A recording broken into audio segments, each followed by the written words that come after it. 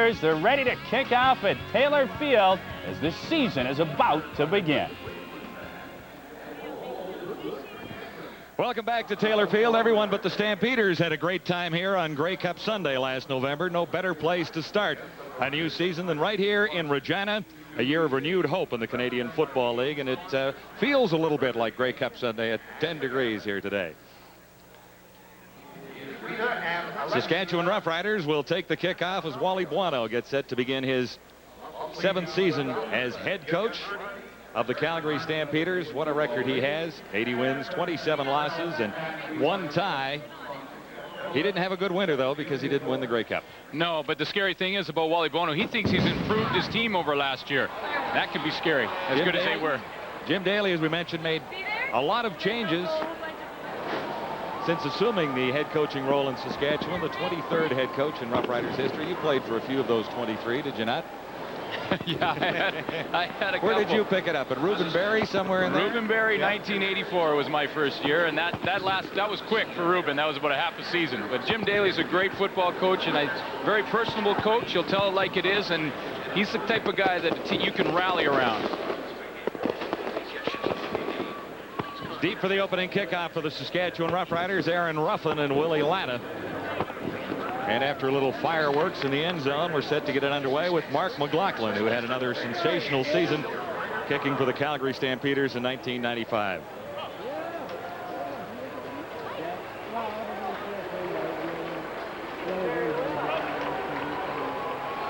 McLaughlin netted 220 points during the 1995 season, and the 96 season is now underway. This is Ruffin out across the 20, cuts in and has lots of space as he crosses the 43-yard line. Greg Knox made the tackle. Today's starting lineups are brought to you by Corral. Warren Jones gets a chance to run an offense in the Canadian Football League from the start of a season for the first time in 7 seasons. And he looks ahead to a superb receiving corps with the addition of Curtis Mayfield and Rod Harris. In the backfield, he'll have Darren Joseph to run and a brand new offensive line. Only Scott Hendrickson was there in 1995 for Saskatchewan. It'll be Roughriders 1st and 10 at the 44. Darren Joseph out near the 50-yard line. Well, Darren Joseph's going to be the workhorse for the Saskatchewan Roughriders, running in the tailback position. And you know, with a guy like Jim Daly, he's going to be conservative in his offensive schemes to start out with at least.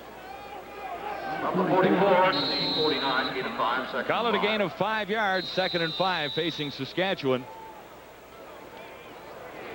And an injured Roughrider. It is Darren Joseph heading to the sidelines, replaced by Willie Latta, number 8. For a play or two anyway. And the Calgary defense, there's their starting lineup. Will Johnson takes Big Daddy Pope's position. Alondra Johnson in the middle. And Darryl Hall, the newcomer. And he'll be covering Ray Elgar. Good speed.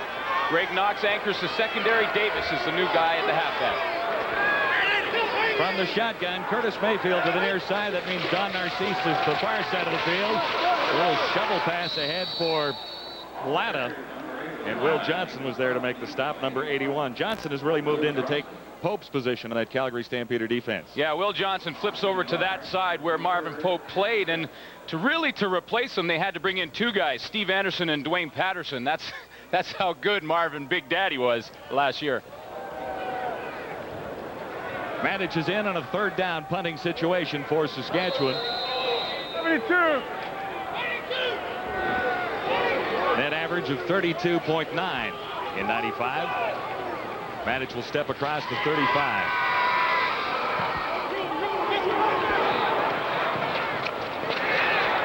Terry Vaughn bobbled it momentarily and had no chance for a return.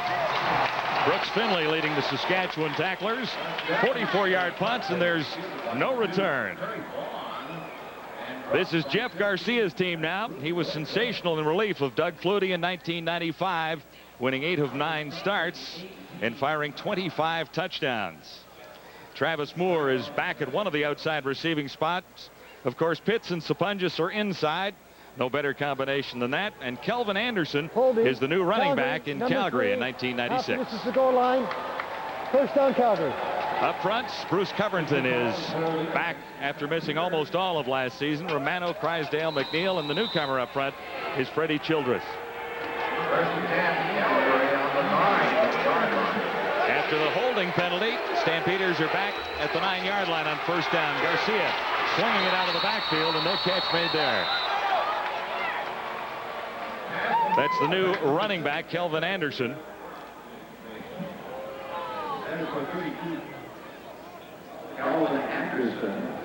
Not many changes in the Saskatchewan defense. No, up front, though, Bobby Jurison has changed a little bit. He lost 30 pounds and came into camp at 236. 1 pound less than Ray Elgard, if you can believe it. The newcomer at the halfback, Bryce Bevel. He's going to have his work cut out for him covering Sapunjas and Pitts today.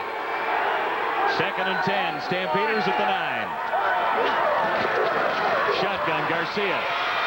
Man open, it's Sapunjas, and it'll be a first down. Calgary out across the 25. Aaron Ruffin over to make the tackle after a 16-yard gain. And John, this is a matchup we're going to see all game. Aaron Ruffin is going to play the dime, and his responsibility in the defense is to cover Dave Sapunjas from the number 3 position. The Roughriders in man-to-man. Sapunjas runs the outbreak for the easy catch. Sapunjas did catch a few last season. Over 100 again. First down, Calgary at the 25. Flags are down. Anderson can't turn the corner. Ruffin was there to make the stop, and another flag on the far side of the field as well. Well, Aaron Ruffin's had a great season last year, especially returning kicks and punts for the Saskatchewan Roughriders. He's going to be in that dime position, and looks like it's offside Saskatchewan as one of the penalties. That likely the first flag that went down, and then another on the far side of the field. Offside, Saskatchewan number 98. Apply the penalty. First down repeated. That's Robinson offside, so it'll be first down. Referee in charge of proceedings, Ken Lazarek from Winnipeg. It'll be 1st and 5, Stampeders at the 31. Robinson had 8 sacks in 95. To the near side, Travis Moore, flank wide.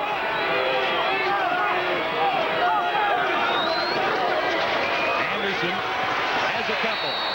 Wrapped up by Bobby Jurison. Gain is 2 yards. Funny, when I talked to the Roughriders the other day, they said Jurison had lost 40 pounds. and then the next day it was 35, and now you've got him down only 30 pounds. So maybe he's put on 10 since we got here. Well, that's probably it. You know, he came into camp in great shape, and then after a couple of nights in the Regina evening establishment, he put on a few more. But he has lost a lot of weight. He came in very quick and in shape this year. 2nd down, Calgary. Garcia has Sapunjas, and that'll be a first down. Forced out by Bevel at the 40. And another 8 yards for Dave Sapunjas. Well, you know, Dave Sapunjas is going to be licking his chops when he sees a young guy in Bevel covering them there. Now, Bevel had a great preseason, which is why he beat out Randall to make the football team. But Sapunjas and Pitts are going to be working on the rookie and giving him the initiation that he deserves in the CFL. Yeah, when you're a rookie halfback and you're looking at those two guys, you might have a bit of a sleepless night before the opener. No score, Stampeders. On first down, Garcia to his left. Looking deep, and a little too deep as Vince Danielson was out there and drew 3 green sweaters. Danielson had some kind of a season, mostly in a backup role last year. 55 receptions, 683 yards, and 6 touchdowns. And he was a quarterback at UBC, and actually a pretty good one. 57% throwing at UBC. It's not bad. And then his final year changed to slot back, so he might have a chance to have an opportunity in the pros. Well, if Garcia gets hurt and Danny Barrett's having trouble, maybe he's the next guy. Might be the 3rd string. 2nd and 10, Stampeders. Nicely across the 41-yard line. Garcia shotgun. Pumps once and then got pressured and had to unload in a hurry. Troy Alexander was in his face. Number 46.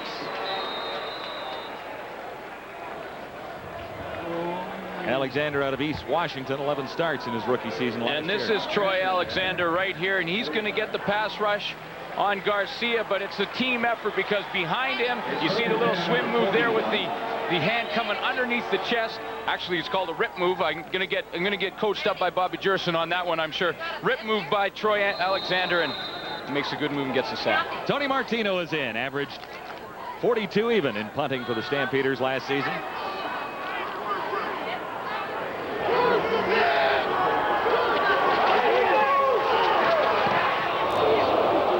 Not a good kick by Martino, bouncing to Aaron Ruffin. Sidesteps across the 30. Nice little return despite good upfield coverage by the Calgary Stampeders.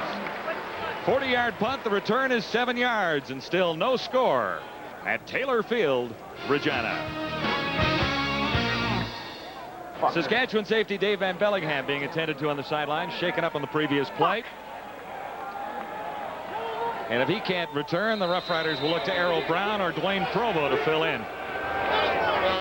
Saskatchewan first down. Out across the 35, here's Warren Jones. Looks one way and has Curtis Mayfield. Big first down, Saskatchewan. Well, nice way to start. It is. It's a perfect way if you're a Saskatchewan Roughrider fan, but especially if you're a starting quarterback that's been criticized a little bit as not being able to lead his team. Now, Jim Daly has said that Warren Jones came in and took a leadership role, and on that play he showed great poise and threw it out there to Mayfield, who makes a nice catch for his receiver, or for his quarterback, to get some confidence early. First and 10, the Roughriders at the Stampeder 44 after a 28-yard gain by Curtis Mayfield. Little play action fake. Jones on target again, and it's Mayfield down to the 25. Leonard slowed down Mayfield. Nice little sequence for the Roughriders and the new quarterback. Well, it's no surprise that Mayfield has become one of the stars already for the Saskatchewan Roughrider fans. In the preseason, he took a hitch pass 80 yards. Warren Jones knows all he has to do is get him the ball. It doesn't matter where on the field, and he has the potential to take it all the way. 18 more for Curtis Mayfield, setting Saskatchewan up first and 10 at the Stampeder 26.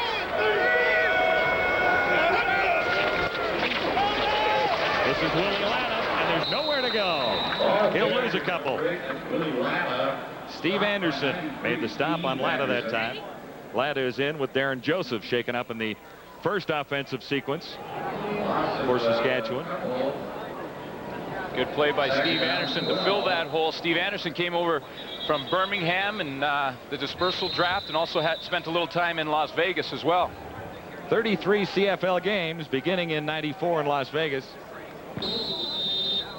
And this would be number 34 here today. 3 sacks with Birmingham last year. Jim Daly's last head coaching assignment was with the University of Ottawa back in 1990. Loss of 2. This will be 2nd and 12.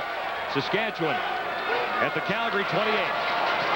Jones had to hurry it. There are flags everywhere. Latta has enough yardage for the first down.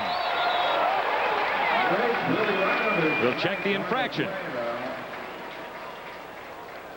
Enough for a first down, 13 yards if the penalty is going against the Stampeders. Willie Latta was acquired in part of the big trade. Offside. Calgary number 95, decline. First down, Saskatchewan. Part of the big trade that Saskatchewan did in May of this year, where John James, Bruce Boyko, and Latta came over from Montreal, where Saskatchewan sent Ridgway, Dan Payne, Dave Pitcher, and Anthony Drawhorn to Montreal. So that was part of a big deal and been a nice acquisition for the Saskatchewan Roughriders. Saskatchewan in scoring position with a first down at the Calgary 15. Shotgun for Jones, handled the snap, steps up, looked for Elgard, and he drew double coverage right on the 1-yard line. Darrell Hall was in the area. Elgard and Darrell Hall have had a few skirmishes in years past. Well, I remember them just scrapping back in 1992, where Darrell Hall did a super job covering Ray Elgard, and boy, Wally Bono's excited to have him back after a couple years with Denver and the San Francisco 49ers in the NFL. Darrell Hall is going to do a nice job, and the thing he gives them is that he can cover Elgard. They don't have to put in the nickel. Impressive drive for Saskatchewan. Looking at 2nd and 10 right now, though. Jones with time, looking for Mayfield, and he was at least the closest receiver in the area, but Jones missed him completely. Well, it was nice coverage on the play by Al Jordan. Mayfield is going to try to turn and run an out route, and it's all timing. Warren Jones is going to roll out, and you see Mayfield on your screen trying to go to the out, and actually it's Marvin Coleman that does the jamming, pushes him inside. He can't get out there, and there's no play.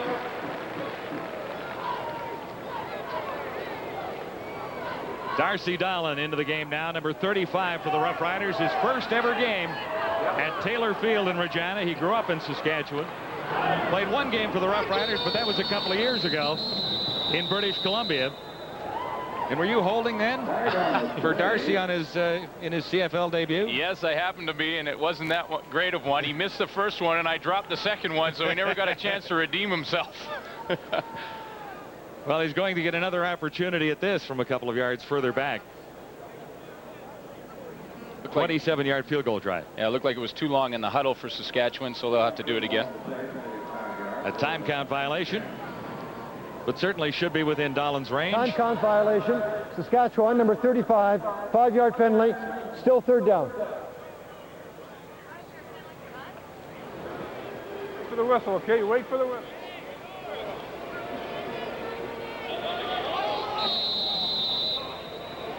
Van Bellingham is back in the game to hold.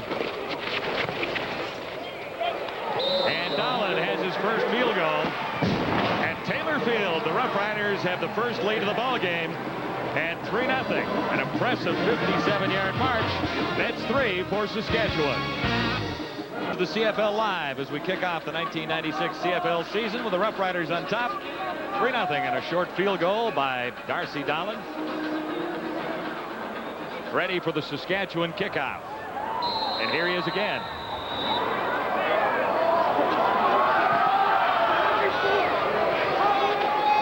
Coleman takes it at the 20 for Calgary. And across the 35 to about the 37.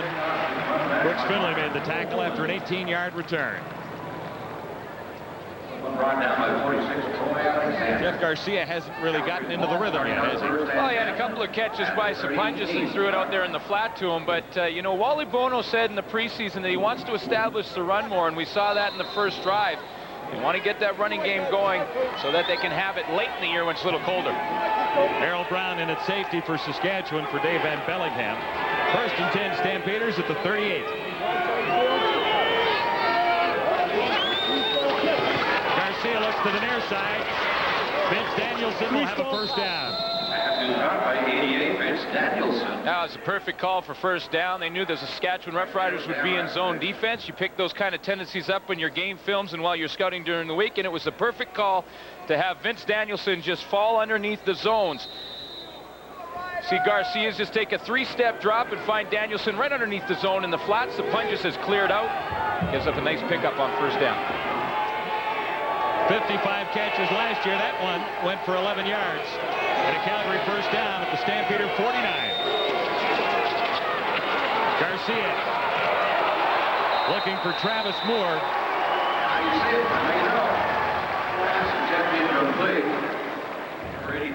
Travis Moore played a couple of games for the Calgary Stampeders last year, and you see Vincent Donaldson keep the inside position on Travis Moore so that when Moore goes to make his cut, it's like Donaldson has read the mail.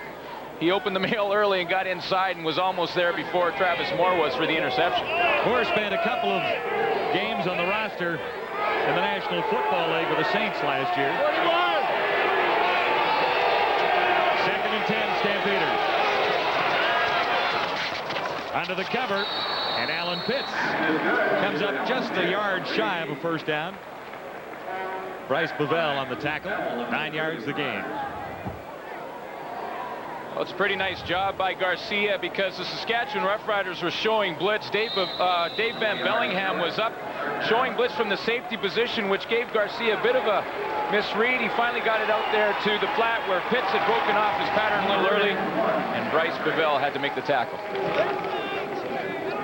The rookie's hanging in there. So far, so good for the young guy. Saved a first down there, and the Stampeders into a punting situation. Martino's 2nd of the game.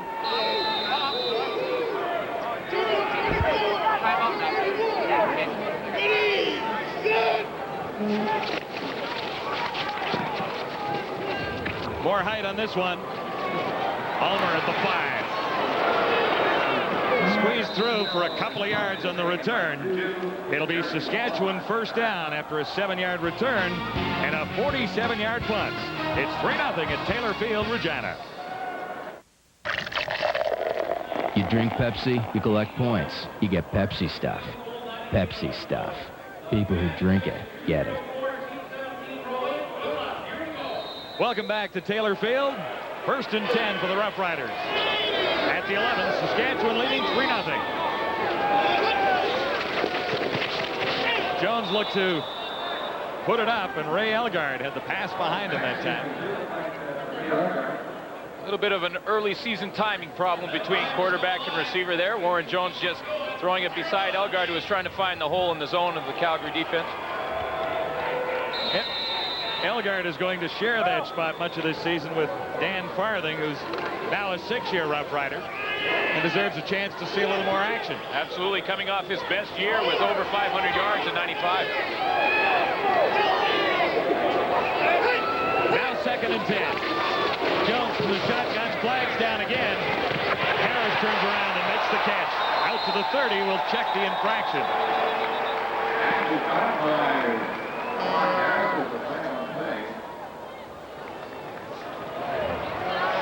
Darren Joseph has a bruised ankle. Calgary, number 81, decline. They'll assess Joseph's situation at halftime. In the meantime, Willie Latta's in the ball game.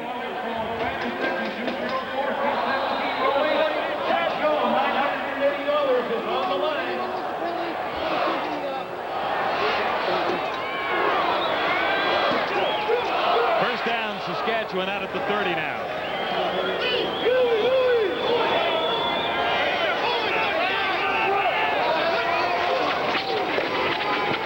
This is Willie Latta trying to turn the corner. Grabs a couple. Coleman forced him out with a little added pressure from Anthony McClanahan. Willie Latta running off the new left side. The 2 Johns on the new left side of that offensive line. 51 at 64. John James and John Terry. And they do a pretty nice job as Latta springs to the outside and picks up a couple on first down. That's one of the improvements at Taylor Field this year. 2 new Johns. Well, 2nd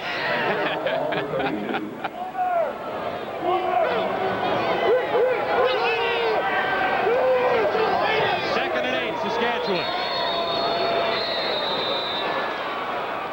And a few early season timing problems down there, I would suggest. Time count violation. Saskatchewan, number 6, 5-yard penalty. 2nd down still.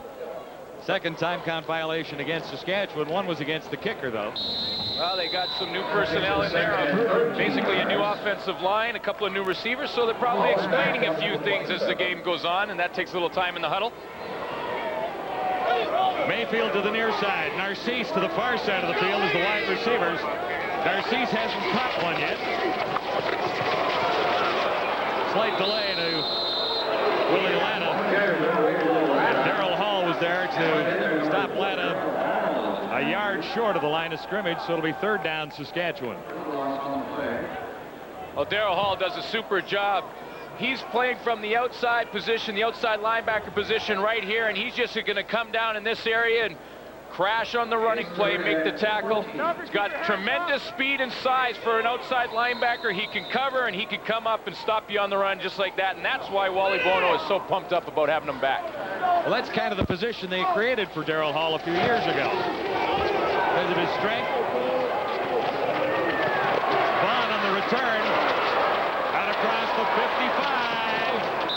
And Dan Farthing finally got there to make the tackle for Saskatchewan. Nice little return to give the Stampeders their best field position of the day. 19 yards.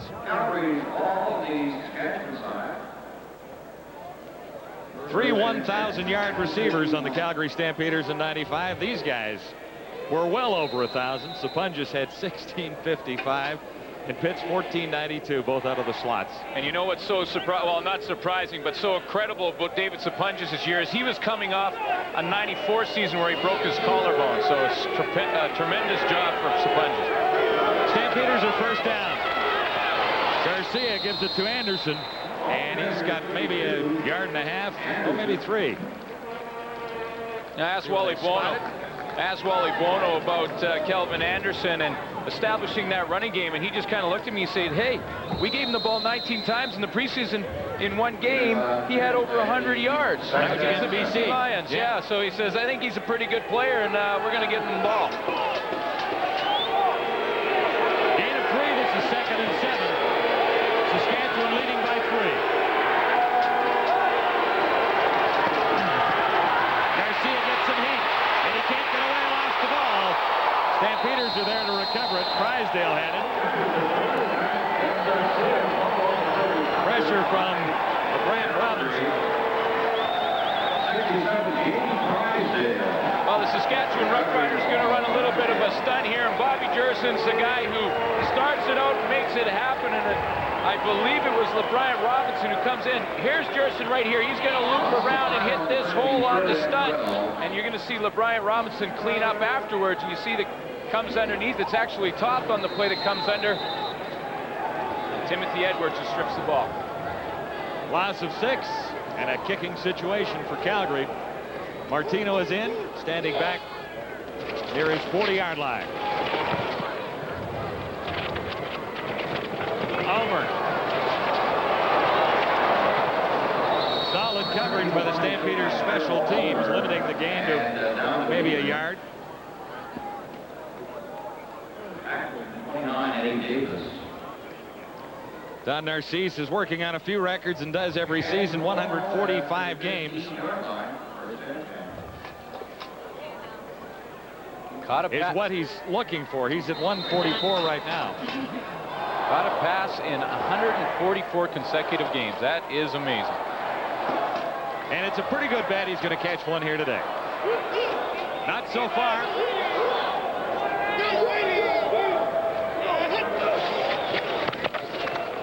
On first down, Jones finally finds someone open, and guess who? Not Narcisse that time. Ron Harris. Well, I tell you, it's great composure by Warren Jones in the pocket. He went to the short side of the field first because he had all 3 of his receivers, his slotbacks, into the short side, but they were covered in that area, and he went back to the other side, and Rod Harris makes a catch for him. Of course, big year with the Gold Miners. 176 catches, a couple thousand yards.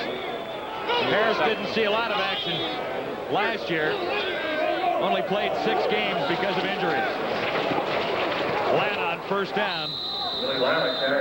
Into a pile of Stampeders. You sort of get the sense that both teams are kind of feeling each other out here early in the game. You don't see a lot of deep routes being run so far in this football game, kind of running on first down, throwing on second. These two teams have put on some pretty interesting shows on season openers over the years. Looking back a couple of years, Don Narcisse was the hero, right? Well, 1994, with no time on the clock, Narcisse caught a pass in the end zone for the winning point. So, yeah, there's been some exciting ones here. Last play of the opening quarter, Saskatchewan on top by a field goal. Second down. Jones over the middle, and Dan Farthing has his first catch of 96. So Jones with a fairly hot hand in the first half. He only has 3 points on the board, but the Roughriders have looked rather impressive. 3-0 after quarter 1 at Taylor Field, Regina. They're using a kid named Darcy Dollum tonight. He's a Winnipeg cut. He's a stopgap measure at best, I believe. The guy they really want to go after, guys, is Paul McCallum. Remember that name. He's got a great foot, and he was there briefly with Saskatchewan last year. He's a free agent. He played in the World League Championship today for Scotland, and I think they'll end up getting him, although he can go to the NFL too. Let's talk specifically about Saskatchewan's quarterbacking. You mentioned it off the top that they've got Warren Jones. They are currently talking, though, with Damon Allen. Where do the Edmonton Eskimos fit in here? Because I thought they were talking to Allen as well. Well, they are. They're talking to Damon Allen, too. Damon's sitting home in Atlanta, and he's trying to decide which is going to be the best offer. But he's the best rushing quarterback in the history of the CFL and the 5th best passing quarterback in the CFL, and he'll be back in the league before long because he's still only 32 years old. Okay, Marty, we're ready to go. The second quarter, just about set. Let's go back to Taylor Field. Ready to begin the second quarter at Taylor Field. Just 1 field goal on the scoreboard for the Saskatchewan Roughriders in a 3-0 lead. Saskatchewan 1st and 10. Out across the 40. Jones buying a little extra time. And he has a catch from Curtis Mayfield. Tough to see if Mayfield held on to that, but apparently he did. He's had a very impressive first quarter. Garcia 4 for 8, Jones 6 of 9. So Jones winning that quarterbacking contest as it stands right now. And the Roughriders have more yards on the tote board as well in net yardage, 108 to 44. Saskatchewan first down just shy of midfield at the 54.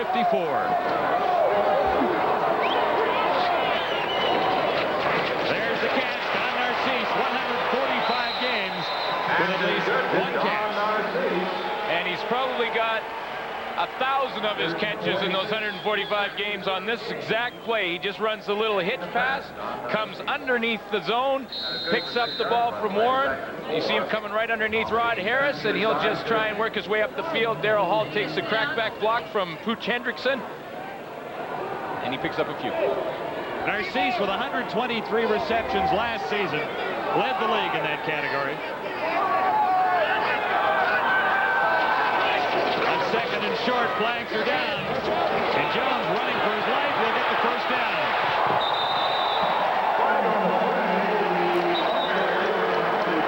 I've been very impressed with Warren Jones. He showed a lot of poise out there. He absolutely has. I've seen him go to 2 and 3 reads as he's looking down the field for his receivers, and that's a sign of maturity. When you have the ball in your hands, no one's open, down the football field, take off and run, don't take the loss, don't force it into something. Warren Jones has done a super job so far in this half. Stampeders were offside, so Saskatchewan declines that penalty, and it'll stand as a 13-yard gain. Jim Daly said he wasn't nervous at all about his first game as a head coach in the CFL. Done a very thorough job in Saskatchewan in a short time. Riders at the Stampeder 37. This is Willie Latta. Riders wanted to run a little more this year. They haven't established that running game yet, though, have they? Well, Steve Anderson from the Calgary Stampeders won't allow him to do that, along with Anthony McClanahan, who just filled that hole and did not allow the Saskatchewan offensive line to get any penetration into that Calgary defense. You're going to see it right at the top of your screen as you see Anderson get the penetration right there, and Willie Latta had no place to go. Second and 10. Here's more pressure for Jones. He eluded the first wave and the second wave. And in desperation, a sideline pass. And Mayfield couldn't hang on. Jones ended up on the turf at Taylor Field.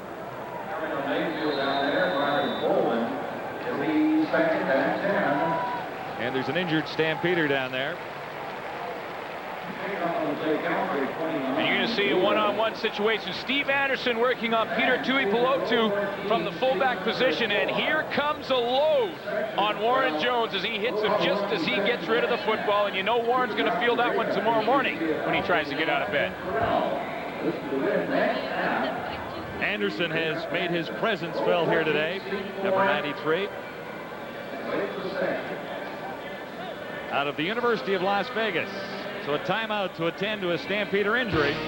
We'll continue on CFL Live from Taylor Field in Regina. Will Johnson moved over and took Marvin Pope's position from that rush end, and you know with Will Johnson over there, they haven't lost a step from that position. Johnson has already dislocated a finger in this game, but still hanging in out there at right defensive end. Saskatchewan in a punting situation. Maddox. Aimed at rather well. Nicely played up to the 6-yard line and no return. That's an interesting strategy, though. It looks like Jim Daly's going for field position, obviously, because that would have been around a 45-yard field goal, and I don't know if that's lack of confidence in the young Darcy Dallin or if it's just rather get the field position and let his defense come out and keep that field position for him. But interesting strategy early. They were talking about Paul McCallum possibly joining the Roughriders back in CFL Control a while ago. I understood that he was under some kind of a contract to Saskatchewan and had to be back here right after he finished with the Scottish Claymores of the WLAF. Well, it's an interesting rumor I heard. He can sign with the NFL if his contract in the NFL is over $1 million. Otherwise, he's got to be back here. Garcia on first down.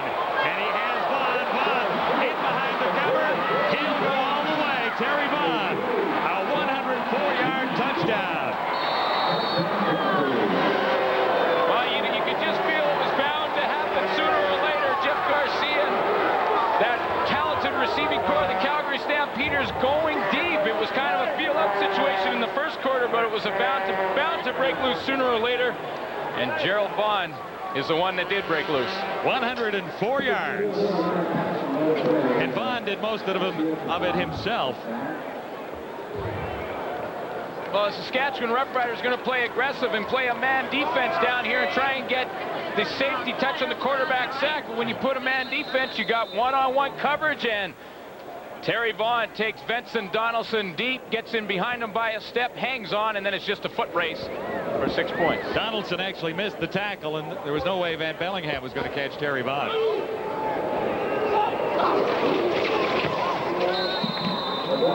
Mark McLaughlin's convert is good, and the Stampeders have the lead after a 104-yard touchdown strike from Jeff Garcia. 4 yards in 46 seconds. Vaughn has his first touchdown reception, and Jeff Garcia has his first touchdown strike. Not even a Stampeder team record. Jerry Keeling to Terry Evanson against Winnipeg, September 27th, 1966. 109 yards.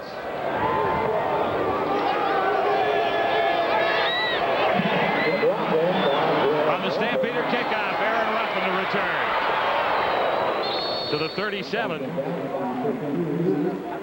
20 yards after a 62-yard kickoff. Warren Jones has done a pretty good job controlling the football for Saskatchewan. He hasn't made it to the end zone and only has the field goal to show for all his efforts. Stampeders come back with a one big play and have the lead. Well, he has done a good job, John, but this is the real test now. He's got a little uphill adversity to come back from now. He has to respond. His offense has to get some momentum back for his team, so this is where Warren Jones will be tested.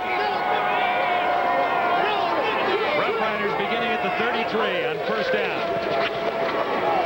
Jones to the far side. Mayfield couldn't squeeze it. 58 receptions, 846 yards, and a couple of touchdowns for Mayfield last season in Shreveport. And he had a pretty big first quarter for Saskatchewan here. Big preseason for the Saskatchewan Roughriders as well. He had a TD and 159 yards in receiving for Saskatchewan throughout the preseason on 6 catches. So Curtis Mayfield could be the go-to guy. It's a nice compliment to Don Narcisse. Mayfield 3 receptions for 58 so far today. 2nd and 10. Jones to Farthing. Nice catch. He's out across midfield. Ken Leonard caught up to make the tackle. Well, I tell you, to some people that may look like an easy catch by Dan Farthing, but nothing is easy when you are running down the middle of the field and you know you are going to get hit and you have to concentrate on that ball. Warren Jones is going to take a quick drop and find Dan Farthing right down the seam. Now, he knows that Kent Leonard is coming in there, but he squeezes it and hangs on. That's why Farthing needs to get more playing time in Saskatchewan, correct? Absolutely. He'll platoon with Big Ray Elgard. 23 yards, 1st and 10.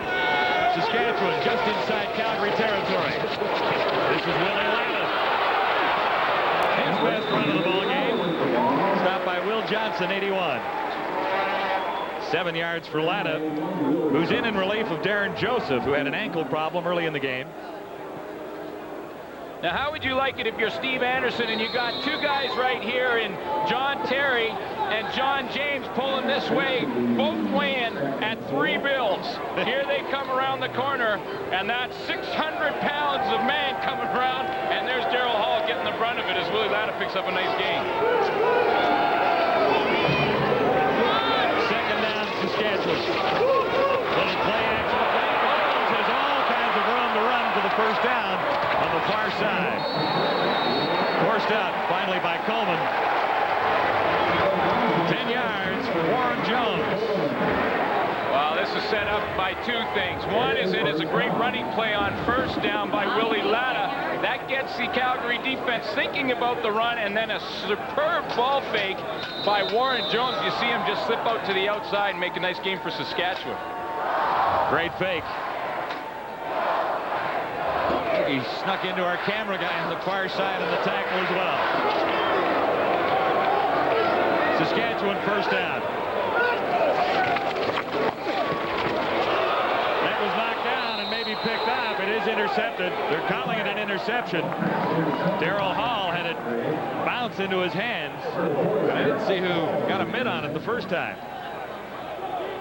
Well, Take a look at where Daryl Hall lines up. He's right down at the bottom of your screen right here, and he's going to come in off the outside on the pass rush. And it looks like this is some kind of incredible interception. I mean, he gets his hands up, knocks it down. He knocks it down. It comes off the back of, it looked like Paul Vida, and rolls right back to Daryl Hall. I thought someone else knocked it down. It'll be 1st and 10, Stampeders at the 44. Calgary leading 7-3. Calvin Anderson tries the right side. No luck over there. Saskatchewan defense really well rated last year, and they've only made 2 changes for 96. Overall, it was 4th when you averaged out everything. But realistically, the way the offense was going, this defense was on the field a lot in 95. Yeah, they did a nice job, and Dan Rasevich, one of the leaders in that defense in his 13 seasons with Saskatchewan, but Ron Getz was the guy who actually made that tackle and led the team last year in the tackle. He's the anchor for that defense. Game was won. This will be 2nd and 9, Calgary. Garcia looks to the shotgun, and over the middle he has Pitts. Pitts comes close to a 1st down, lost the ball, but it rolled out. And you know what? I think it rolled out. That's called the Calgary bounce because it rolled out in 1st down territory for Alan Pitts. It looked like he was held short on the play, but when the fumble went out of bounds, of course, Pitts was the last one who touched it. So it looks like they're going to recover the ball in 1st down territory. This is Alan Pitts right here. Now he's just going to work underneath the zone, and Garcia's going to have enough time to have Pitts come all the way across the field. He's just going to try and find a hole. He sees his quarterback in trouble, finds the open area, and now it's just whether or not Alan Pitts can get the 1st down. Now here comes the tackle by Terrell Ulmer. The ball comes loose, and because Pitts is the last one that touches it, it goes up to the 1st down marker. Well, now hang on. They marked it back a half a yard shy of the 1st down. So I guess they're spotting it where Pitts went down. Okay. And that would make sense. You can't fumble ahead and gain the yardage. So it'll be 3rd down, less than a yard to go, Stampeders. Might as well gamble here, Wally.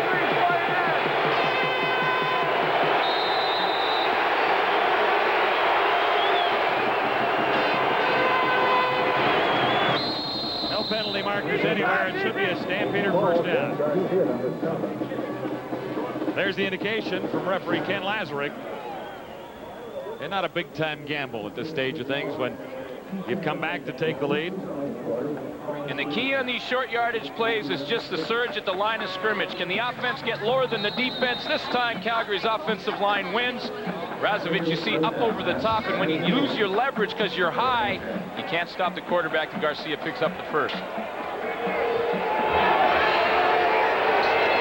Stampeders right on the 55. Calvin Anderson breaks 1 tackle, and he lost the ball. That's what John Hufnagel was saying about Anderson. He picked up decent yardage in the preseason, but put it down a couple of times. So they were concerned about fumble problems. So the turnover goes the other way this time.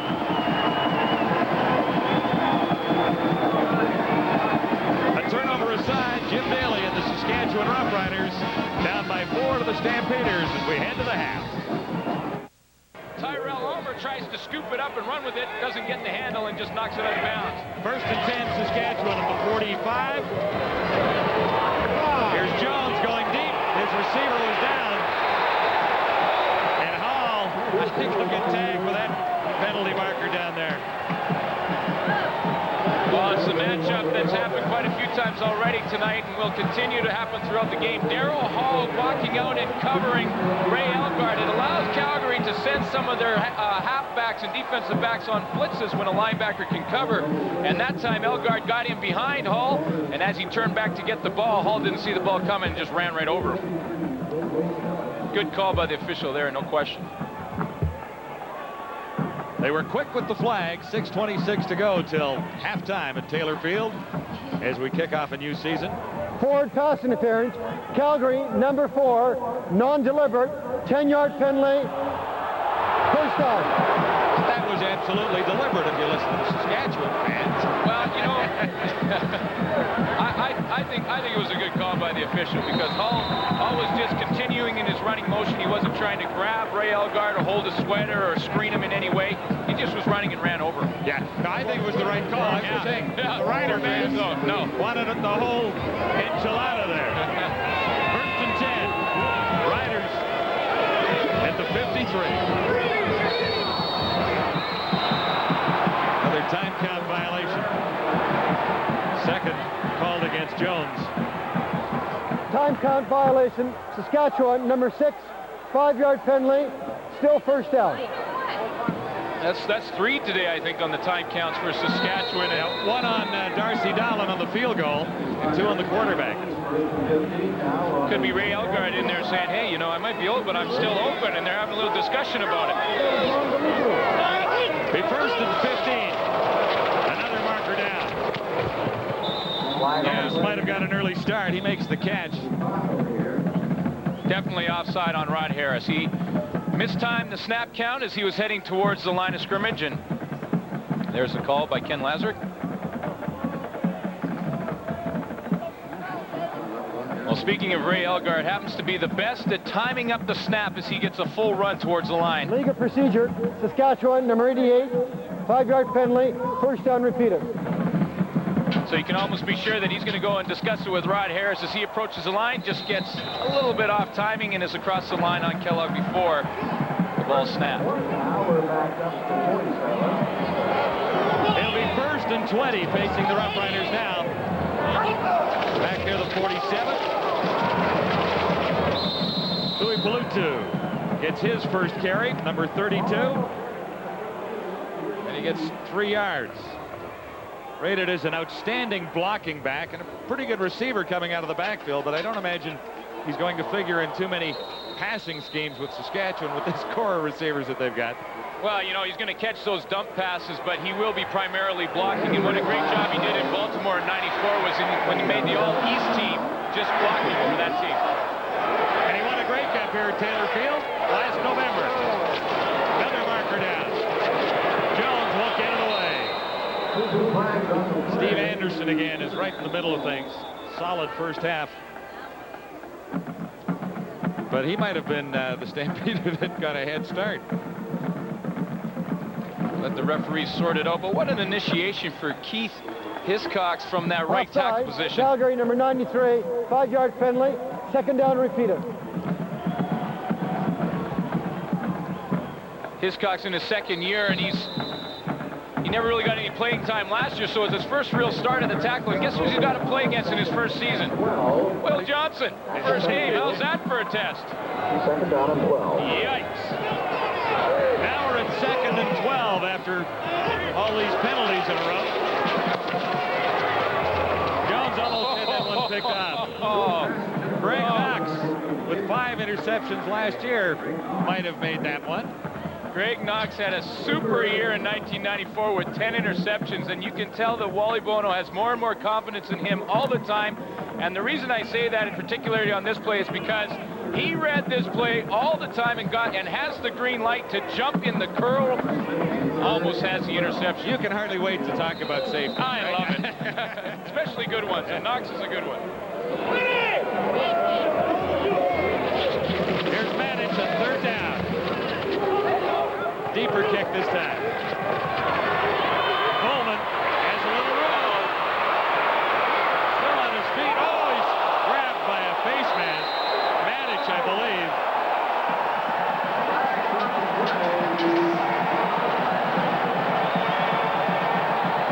There were markers down before that, however.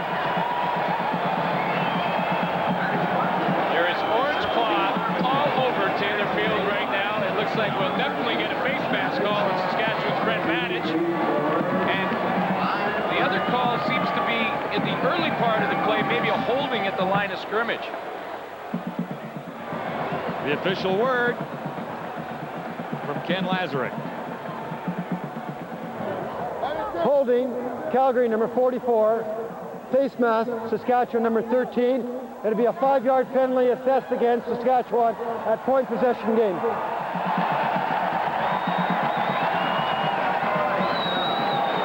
Now they're going back to where the ball was received because the holding took place while the football was in the air on the kick. there's Raymond Biggs right there. That's the initial holding on the play. And then you're going to see later on as Brent Manage gets the face masking call. And this one hurts because I'm sure Manage didn't mean to, but he gets a hold of the corner of the face mask. And Marvin Coleman does the spin around and hits the ground. Stampeders first and 10 at the 22. Garcia. For Vince Danielson out near the 30-yard line. Rasevich prevented the first down. It's a gain of 8 yards. The reason I say I'm sure he didn't mean to for a punter, because, you know, when they see that running back coming and they're the last guy back, they're just trying to grab anything. They're just like, oh, my God, try and get him down. So I'm sure he wasn't deliberately trying to do it. There's maybe another closer look, and we'll see if it was or wasn't intentional. I'm telling you right now, he's thinking, oh, my goodness, I'm the last guy. I just got to get him back down somehow. He grabbed for the helmet. Grabbed for the hat. Got him right around the face mask. 2nd and 2 Calgary at the Stampeder 30. And that should be enough for a first down. Well, let's see where they spot that one now. Rasevich was there again. Anderson had up a pretty good head of steam and then ran into Rasevich, so we'll check out where they spot the ball. And this is how you played middle linebacker. Dan Rasevich in his 13th season fills it right there, and watch the hit. Here he comes right into your screen. Now, bam, stands him up right there. Kelvin Anderson doesn't know what hit him. That's a veteran right there in the hole.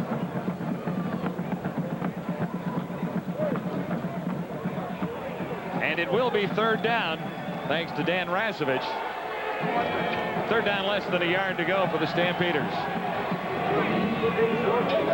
So the offensive unit remains on the field, and Wally will gamble again. Pretty high percentage play here. Less than a yard, it looks like about a foot. Some early movement from the Saskatchewan defense. There is a flag on the side of the field. Like to be offside, Saskatchewan. Trying to get a jump on the snap count. Offside, Saskatchewan, number 98, 5-yard penalty, first down, Calgary. 7th penalty against the Roughriders. It's cost 35 yards.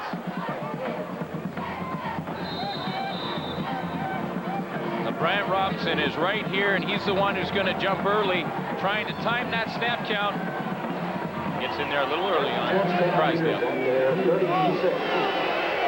So the Stampeders get the first down by penalty. Nice play-action fake by Garcia, and almost picked off on the far side by Dale Joseph. Alan Pitts was the intended receiver, and Garcia got away with one right there. Stampeders have the lead with 3 minutes to go until halftime.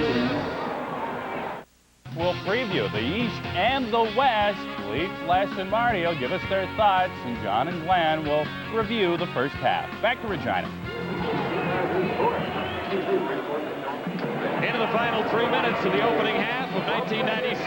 Jeff Garcia and the Calgary Stampeders have the lead at Taylor Field at 7-3. Garcia, a little quarterback draw. He's away. And again, Parker's down. Well, if you believe what Bobby Jerson says, it's holding Calgary, because he's pointing frantically. Holding, Calgary, number 60. He's right. 10-yard penalty, 2nd down, repeat it. Bruce Covington. Mentioned earlier, he missed all of last season except for game number 1.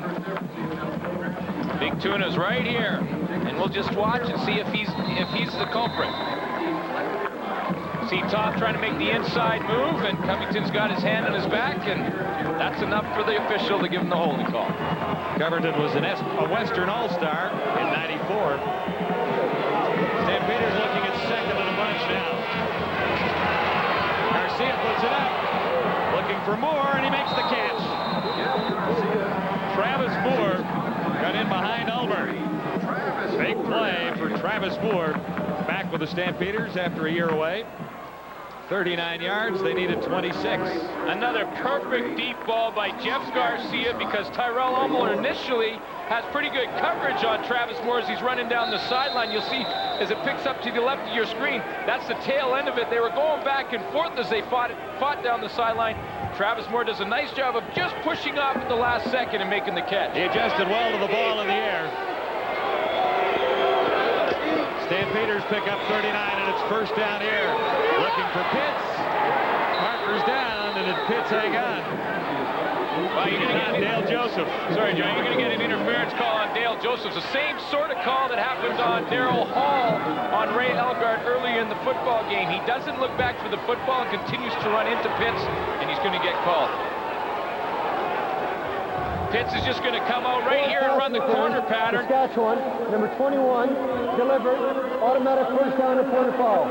See Dale Joseph trying to get underneath, but he doesn't look back to the football, and he keeps fighting through Pitts. He has to make an attempt at that football, and the official's going to call you every time.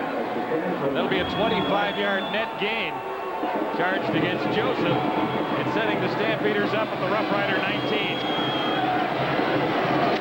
From the shotgun, Garcia gets a little heat. Look to Pitts and overthrow. Pitts drew double coverage from Pat Bellingham and Dale Joseph. Saskatchewan Roughriders is going to need to continually pressure Jeff Garcia if they're going to have any success, especially if Garcia is going to look down the field as long as he has in this quarter. And you see some pressure from the outside by Bobby Jerson at the body of your screen, and there's Dan Rasevich coming in late on Garcia. If he wants to stand back there that long, Saskatchewan's got to get some pressure on him, or it's going to be a long day for the Riders. 2nd and 10 now. Stamps at the Roughrider 19. Garcia, no one home. It's a free catch in the end zone for Donaldson.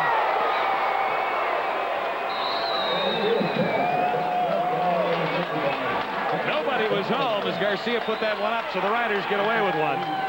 Well, you know that Wally Bono's going to have a little chat with Jeff Garcia on the sideline and just say, listen, hey, we're in field goal range. If you don't have anything, don't throw it away. And that's all that Garcia, I believe, is trying to do here, because there is no receiver anywhere near the pass. See, Garcia's going to take the ball out of the shotgun. Now, he drops back, and there's pretty good coverage downfield by Benson Donaldson. He feels the pressure by Joe Toth coming from the outside, and he just tries to throw that ball away. But when he does, he throws the interception, and now his team would definitely had a three-point opportunity, get 0. And the Roughriders have 2:13 till halftime to get a little something going themselves on first down. Jones for Narcisse, he couldn't squeeze it. Well, it was the only place that Warren Jones could have thrown that ball. Narcisse ran the curl, and Jordan was on the coverage, Al Jordan from the corner position, and he was on the perfect inside position, and Narcisse just couldn't come up with the catch. 2nd and 10 at the 45. 3 turnovers so far. Stamps have coughed it up twice.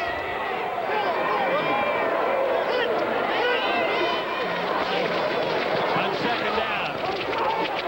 Hot shot for Ray Elgart. Hanging on in front of Kenton Leonard. Where are they spotting it? It's like about a yard shy of the first down. Well, that's a great matchup for Ray Elgart in Saskatchewan. Elgart's 6'3", 236. Kenton Leonard weighs in at 5'9", 163. When he runs that curl, Kenton Leonard just can't get his arms around Big Ray, and he can block him out, and that's what happens on the play. Warren Jones would take the high snap in the shotgun from Scott Hendrickson, and then he just throws the curl. You see Kenton Leonard, at the end of that play, just couldn't fight around Ray to get to the ball. Elgart comes up a yard shy, and Rider head coach Jim Daly is not going gambling. It looks like a long yard at this stage of the ball game, and you're in your own area. John, likely the wise call. Well, a lot of people will say, well, why didn't Ray Elgart get that extra yard if he was that, to be 1 yard short? But a receiver has to come back to the football or it's interception.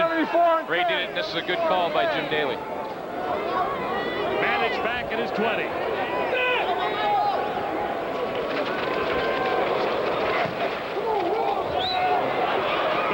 For Marvin Coleman, and bouncing back inside the 30. He's surrounded, and he surrenders.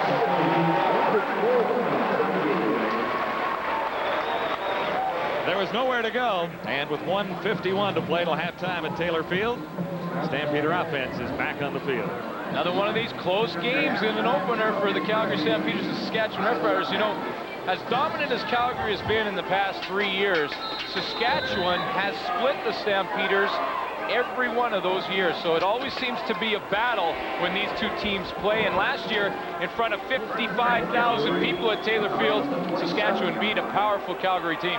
That was the all-time record for fans in attendance here, October 14th, 95. Garcia has Terry Bond. Bond has a first down, lost the ball. Saskatchewan will get it back. It's Aaron Ruffin. Oh, this is huge. Third turnover by Calgary. Third turnover and a time for Saskatchewan to pick up that fumble and get some momentum heading into halftime. Aaron Ruffin does a nice job of picking it up, and Garcia's going to take the snap from the shotgun and just throw it out there to Terry Vaughn, who's does a pretty nice move on Tyrell Almer, and he gets hit in the back by Bryce Bevel. Ruffin picks it up, fights for a couple of yards, and huge turnover for Saskatchewan. It's a great shot at the quarterback. He executed his job. High snap from the shotgun. Saskatchewan first down. Pump one. Narcisse can't run underneath it. Last 3 possessions for the Stampeders. 2 fumbles and an interception.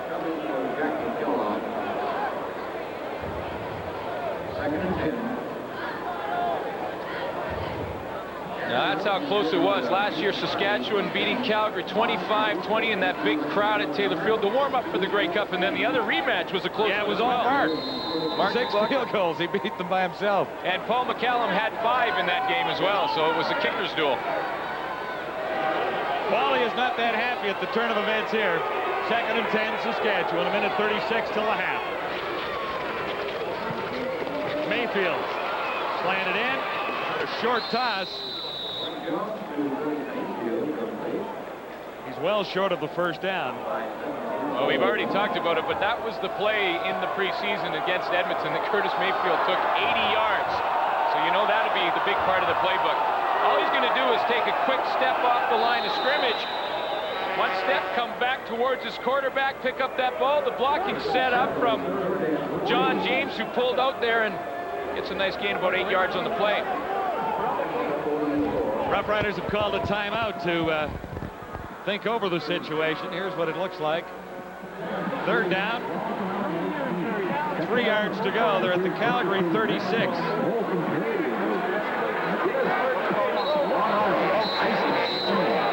Thinking about Booth getting on the corner. For the 08?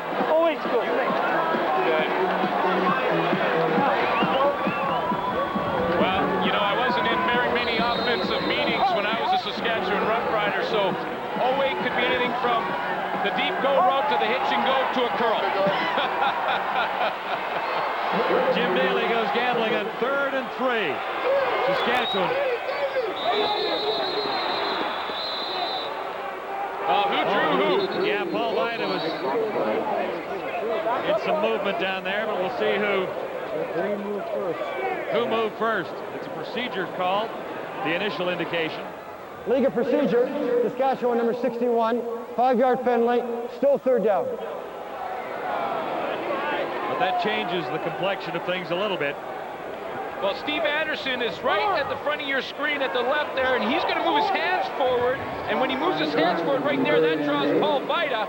But you can move your hands and not be offside. You didn't break the plane. Paul Vida did. It's procedure against Saskatchewan. And again, they'll have to punt when they were in field goal position on a 3rd down gamble by Jim Daly.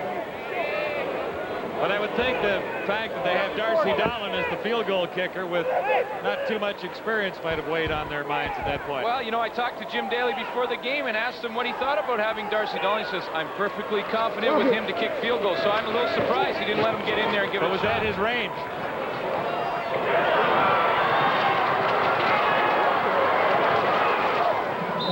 Stampeders on a return by Marvin Coleman will have the football back with 1:19 to go till halftime.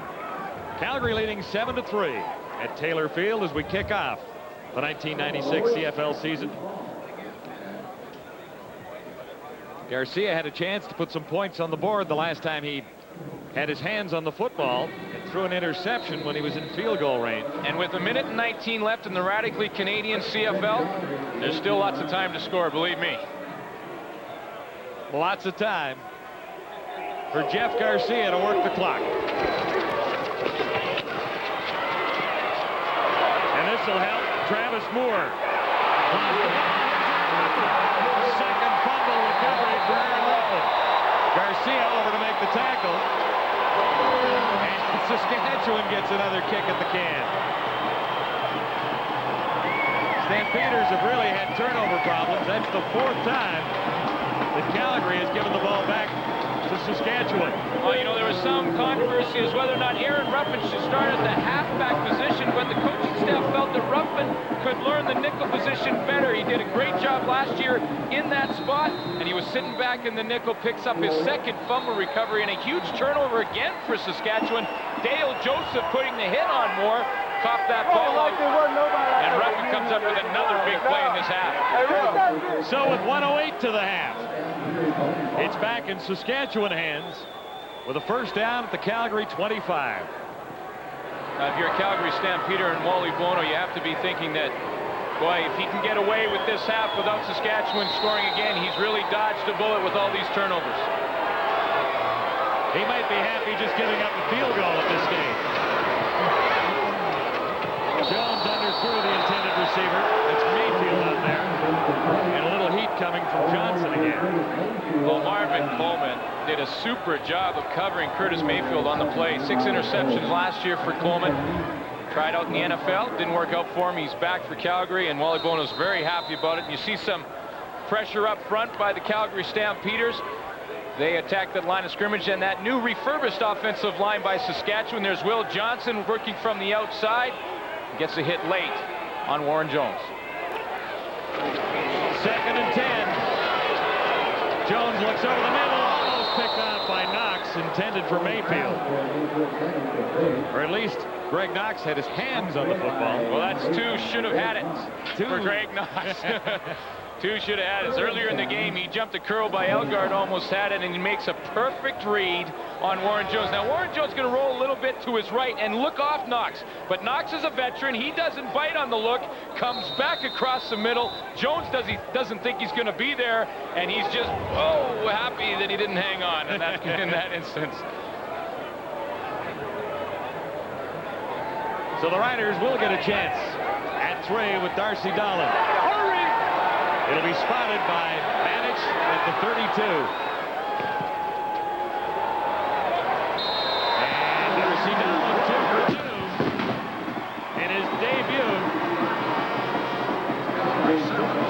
at Taylor Field for the Saskatchewan Roughriders.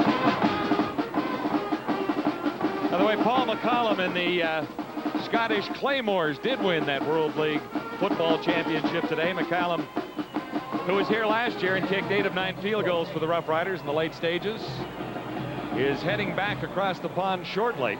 I understand he kicked a couple of field goals in that championship game. Couple of long ones.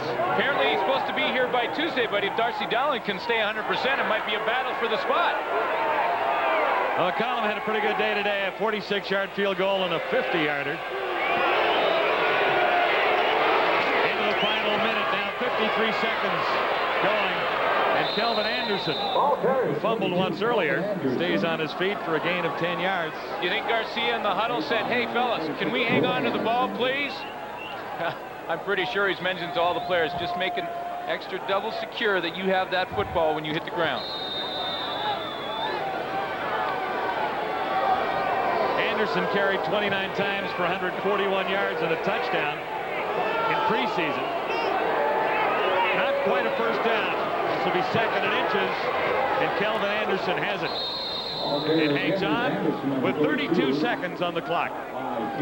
You know, and I don't think the Calgary Stampeders are going to sit down on this one. They're getting into their hurry-up offense. Jeff Garcia is going to see if he can come back and kick a field goal of his own or try and get it in the end zone. Lots of time left with 32 seconds. Stampeders lead the Roughriders 7-6. Garcia has Pitts, short of a first down. The other thing you have going for you when you're in the offense and there's a hurry-up offense situation is defensive backs don't want to give up the big play just before the half, so they're going to play off you a little bit and give you the curls. But Garcia knows with 32 seconds left in the half, he can throw those curls 2 more and he's in field goal position. He's got 19 seconds to get a crack at it. This is 2nd and 1. Garcia with a deep drop, fading, finding Pitts. Pitts is alone, has to beat over his right hand, and then finally slowed down. Definitely in field goal range now with 7 seconds on the clock. As Pitts gets down near the 10-yard line with a 39-yard gain. How did he get that open? Well, Alan Pitts just introduced Bryce Bevel to the CFL with a little bit of a dipsy-doodle. He runs a little bit of an out-and-out, and Bryce Bevel bites on the out. There you saw it just at the end of your picture, and he, on the right of the screen, catches it on the sideline, and Bryce has to know you got to be watching your receiver. You look back for just a split second, and Pitts could be gone. So McLaughlin enters again.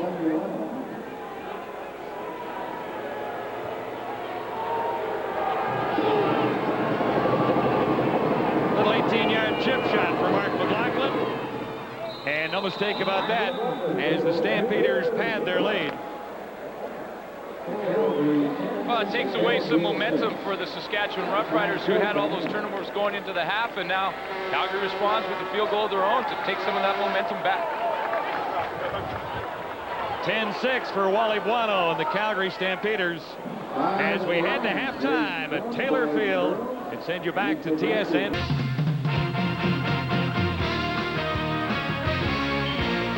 CFL Live at the half.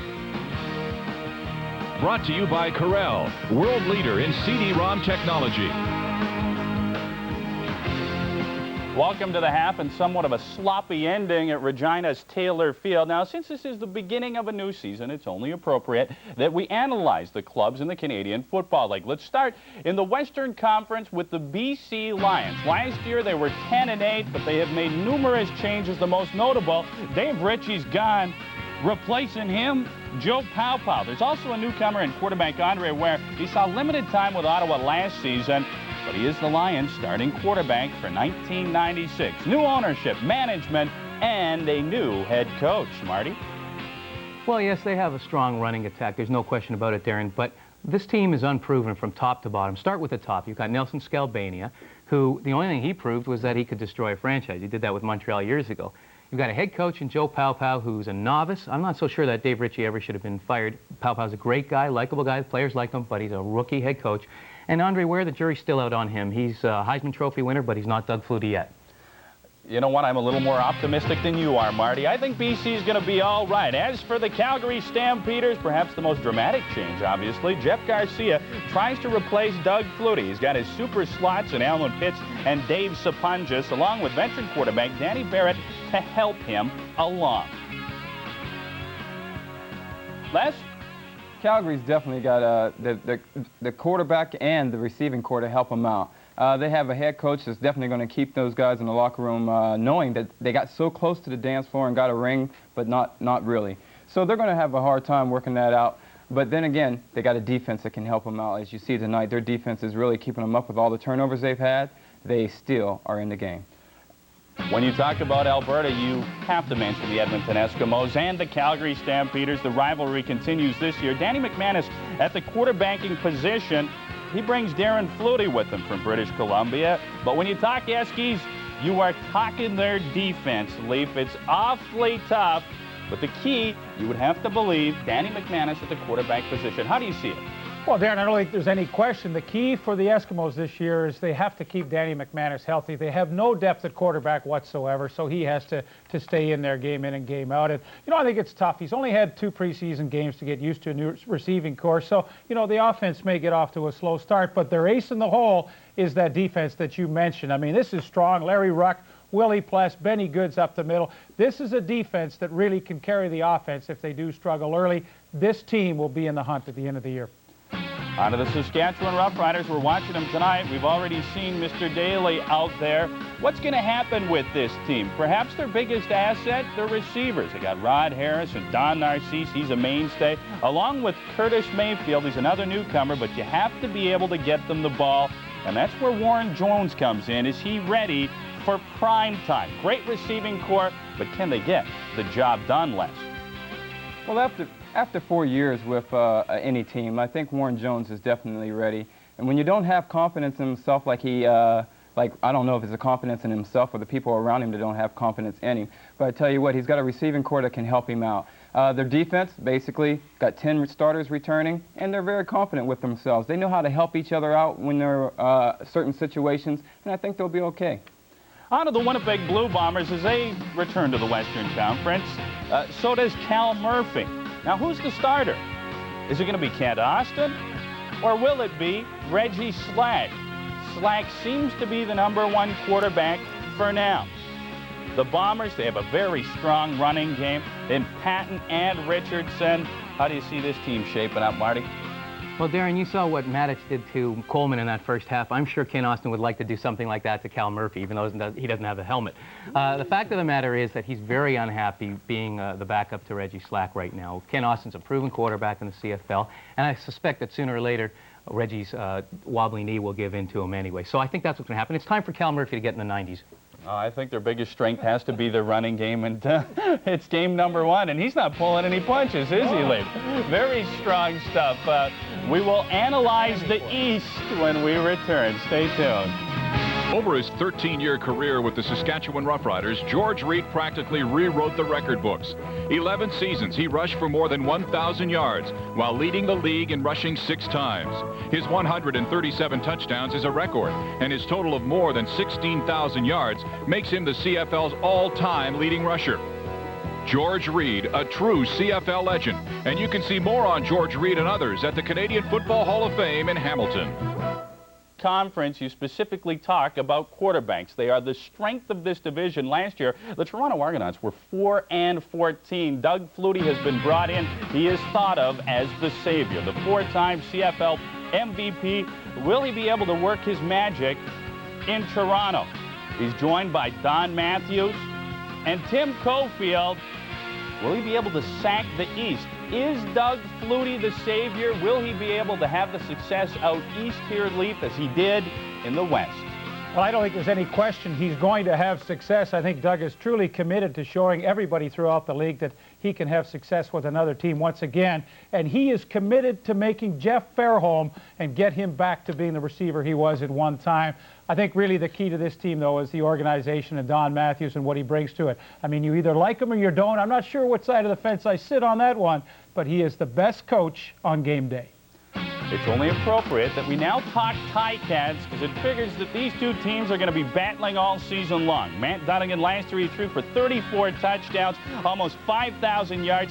He's in Hamilton. He's brought a couple of receivers with him in Grant and Jason Phillips. They join him from Birmingham, along with the Pearl, Earl Winfield. Matt Dunnigan, he's a proven leader and a winner. Their defense will miss Mike O'Shea, but the Ticats are a better team this year, Les. Hamilton definitely has a serious aerial attack when John Jenkins joined the Ticats and brought in his receiving core with him to join with the fabulous Earl Winfield. They're definitely going to score a lot of points. But they are going to seriously miss some people on defense, with Eric Carter missing from the corner, who led the league in interceptions last year. And they're going to need to fill that position. Mike O'Shea missing in the middle. They got Calvin Tiggle to replace him. I think that's going to be a good job in the middle. But still, if they place those holes in the defense, Hamilton might be in the Grey Cup. It's a pretty bold prediction. It's only appropriate we go to Marty. The Ottawa Roughriders, they have made numerous changes. They had to. This team gave up 38 points a game last year. Their most notable move was bringing in David Archer. They've got Dieter Brock to run the offense. Reggie Barnes returns to the nation's capital. Will Archer get enough time to throw the ball? It's hard to be effective when you're on your back. Well, Darren, I'm going to predict that Ottawa will not get in the Grey Cup. So, but I think David Archer is the classic drop-back passer. He throws a beautiful ball. My prediction is he will not last the season. The Ottawa offensive line is extremely weak. They lost Mike Shadd to an injury. He's out of the offensive line. And I don't think there's much confidence in the head coach, Gilstrap, as well. I think you'll see Dieter Brock take over before midseason. A rather bleak picture in Ottawa, according to Marty. We'll see what happens there. We can tell you for sure that the Grey Cup champs have moved north. Jim Spiros, Bob Price, he replaces Don Matthews. The catalyst is their quarterback, Tracy Ham. Yes, they are the defending Grey Cup champions, but they have numerous changes. How do you replace a guy like Mike Pringle? Mike Saunders will try to do just that. And how about the kicking game as well, Leaf? Your thoughts on the Alouettes? Well, I think the kicking game is suspect. Terry Baker had a bad year in Toronto last year, and I mean, that's a tough spot for them. You look at the new lineup, though. This is not the old Baltimore team. The wide receivers to start the season next Thursday will be Jock Climie and Nigel Williams, who played a couple of games for Ottawa last year. So the makeup of this team is totally different. And, you know, Darren talked about Tracy Ham. Gone are Pringle, Drummond, Chris Wright, and Tui Peluto. 4 running backs. Tracy Ham, which he doesn't like to do as much anymore, is going to have to run the football for this team to be successful, and they have no pass rush. This team is going to struggle early. Well, the Eastern Conference is predicated on offense. We're looking for a very exciting season. We will take a short break at Taylor Field. It's the Saskatchewan Roughriders, currently down by 4. The definition of radical: to depart from the norm, to stand up for what's important with courage and passion. The definition of Canadian, not American. It's time to stand up and get passionate about your country, its traditions, its future. One of these great traditions is football played the way it was meant to be, radically Canadian. The Canadian Football League. It's hard-hitting, it's longer, wider, faster football. Every game is an event, a party. More importantly, it's our game and we won't change it for anyone. The CFL, radically Canadian and proud of it. Now you too. Up close, we captured this live from the first half. Jeff Garcia takes the hits, but then sprints to celebrate a 104-yard touchdown strike. They never hurt when you score a touchdown. First down for Garcia and the Stampeders. There's Alan Pitts out of the 50-yard line. Better than half. Oh, he didn't hang on. Thought he had it. Numbers on the quarterbacks. Garcia 12 of 19 for 289. 1 touchdown, 1 interception. Warren Jones 50% for 160 yards. No touchdowns and the interception. Well, Jeff Garcia definitely opened it out. We show the stats in the second quarter, 244 yards passing, so he's definitely throwing the deep ball. 2nd and 10. Stampeders at their 43. Wide receivers, Terry Vaughn, Travis Moore. That's Travis Moore. Makes the catch over Ulmer.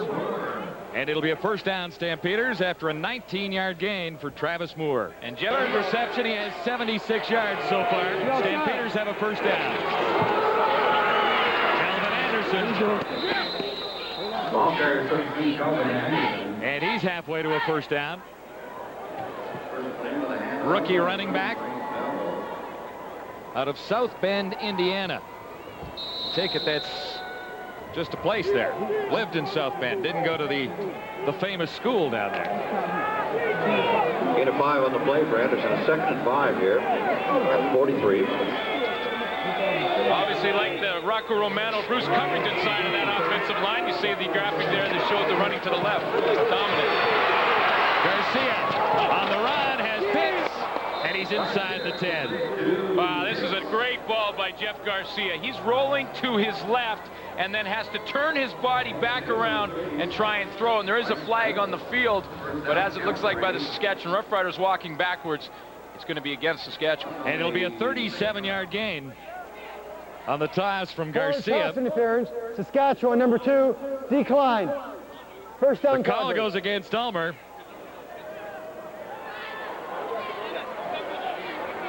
And here's the great Alan Pitts again. He's just going to work to the inside on Bryce Bevel again now. Bevel's trying to catch up. Pitts gets in behind him on the corner route and makes a nice catch. Couple of big plays by Pitts over the rookie. One late in the first half, one here for 37. First and goal to go, Stampeders. And look for him right here on the goal line. Garcia finds Sapunjas. He can't hang on.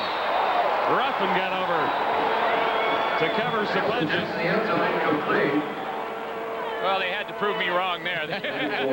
He heard me, said, no, I'm going to Sapunjas, but you see Dave Sapunjas going and getting a little bit of the Alan Pitts book. He goes to the same corner route, looks down the corner of the end zone. Ruffin gets in behind, but you see how Ruffin turns back and looks at the ball. He doesn't get the pass interference call as well. He gets his hand on the football. 2nd and goal to go. Stampeders at the Saskatchewan 6. Garcia under the cover has the touchdown. Touchdown, Calgary. Travis Moore. Big touchdown by Jeff Garcia. He has lots of time to throw, and he has a good sight line to throw in. Bruce Covington and Rocco Romano on that left side open it up for him so he sees the lane, and Travis Moore is just going to delay a bit and come in, but you saw the great lane that Jeff Garcia had to throw that football in there. And Garcia is getting absolutely everyone involved in this passing game. Travis Moore is the newest member of the contingents. And the Stampeders pad their lead on McLaughlin's convert. Calgary out on top of the Saskatchewan Roughriders. We're early in the 3rd quarter at Taylor Field. It's 17-6. Jeff Garcia has passed for a couple of touchdowns here today. 2 touchdowns, and on those 2 plays, he's picked up 104 plus 6, 110 yards. Well, it's a good job of protection, first of all, in this play. And you see Garcia has all the time in the world and lots of sight line to see that receiver, Travis Moore, come into the middle. Pretty easy throw. Makes the big touchdown. I'll tell you what, he keeps throwing the ball like that. 244 yards in 1 quarter, and then a couple of touchdowns added to it. 8 for 11 on the day to the left side of the field. There's his distribution, 15 to 24 total. And most of those 8 of 11 on the left side was against Bryce Bevel, the rookie. Well, rookies have those moments. Do you remember your first game? Yes, I do. Was it as bad as Bryce Bevel's? Well, I don't know, but it was a long day. I remember thinking, I hope it gets better from here. Aaron Ruffin taken down at the 25. 10-yard return after a 60-yard kickoff. McClanahan in on the tackle. 6 plays to cover 67 yards for the Stampeders' latest touchdown. A 6-yarder to Travis Moore from Jeff Garcia. 17-6, Calgary on top of Saskatchewan. So it's time for Warren Jones to answer, and he really should answer with a major here. Riders beginning at the 25.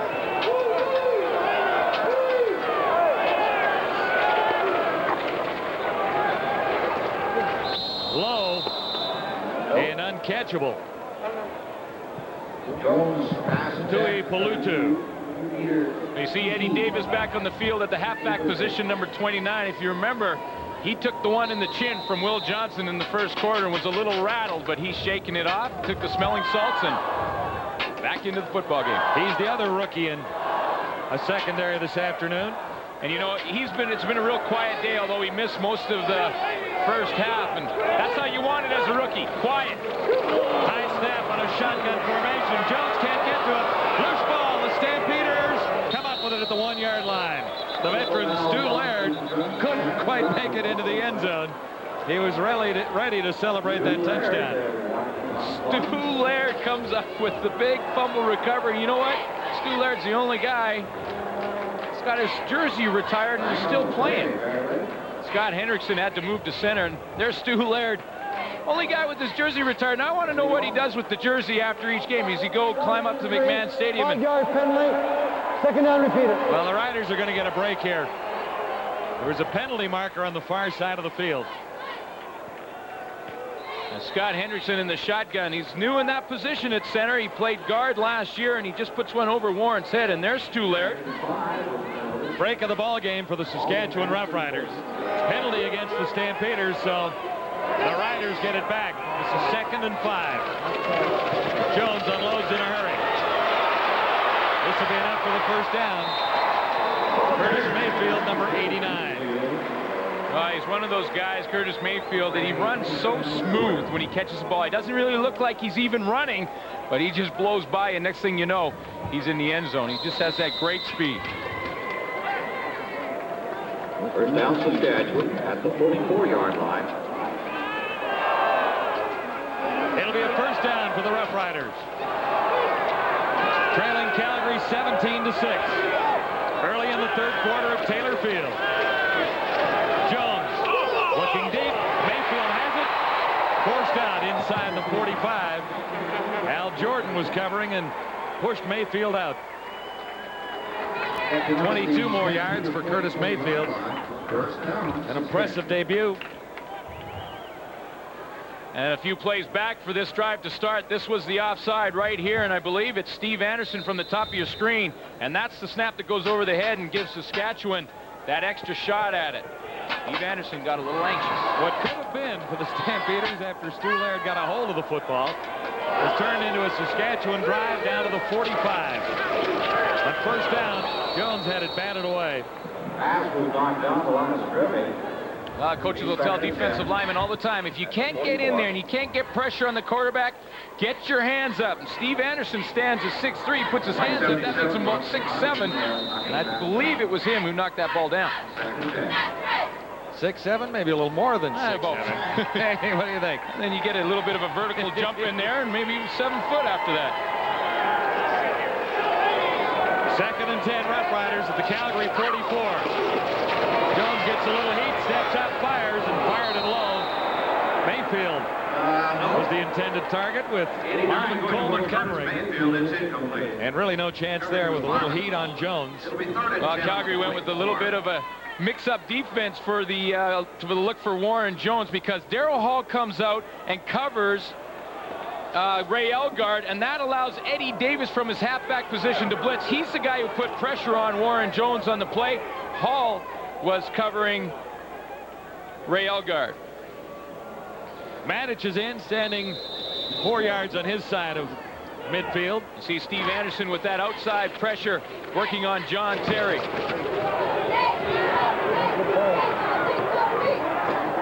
Bouncing around near the 1 yard line. Finally picked up. There are markers down as Coleman returns. Elgard and Mayfield along with Boyko in the area of the tackle. Well, Dale Joseph almost made a crucial error there. He came in and thinking it was the NFL, tried to bat it from going into the end zone, and of course in CFL you got to stay 5 yards away from the football. And there are markers down. We'll sort that out when we return to Taylor Field in Regina. The sidelines after being penalized 15 yards for no yards, and that sets the Stampeders up for the first down outside the 25. Travis Moore has another reception for the Stampeders.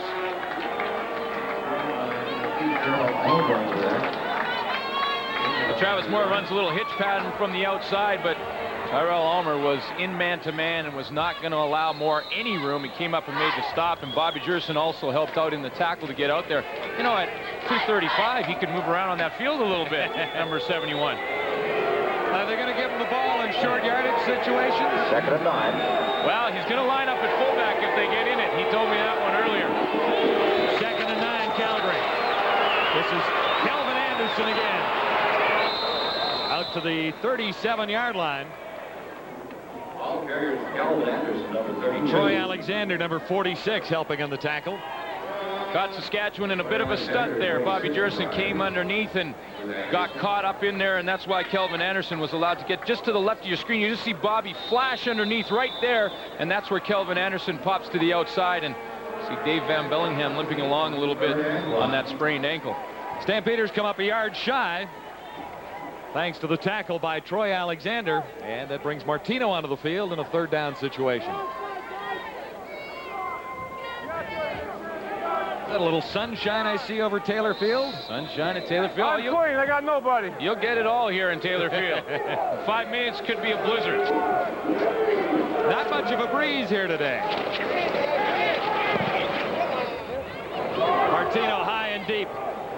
Aaron Ruffin at the 22. What is caught by Aaron Ruffin? A lot of work for a couple of yards. Stampeders on top of the Saskatchewan Roughriders. The season opener at Taylor Field. You drink Pepsi, you collect points. You get Pepsi stuff. Pepsi stuff. People who drink it get it. Roughriders aren't out of this thing yet. They're down by 11 points with a first down at the 25.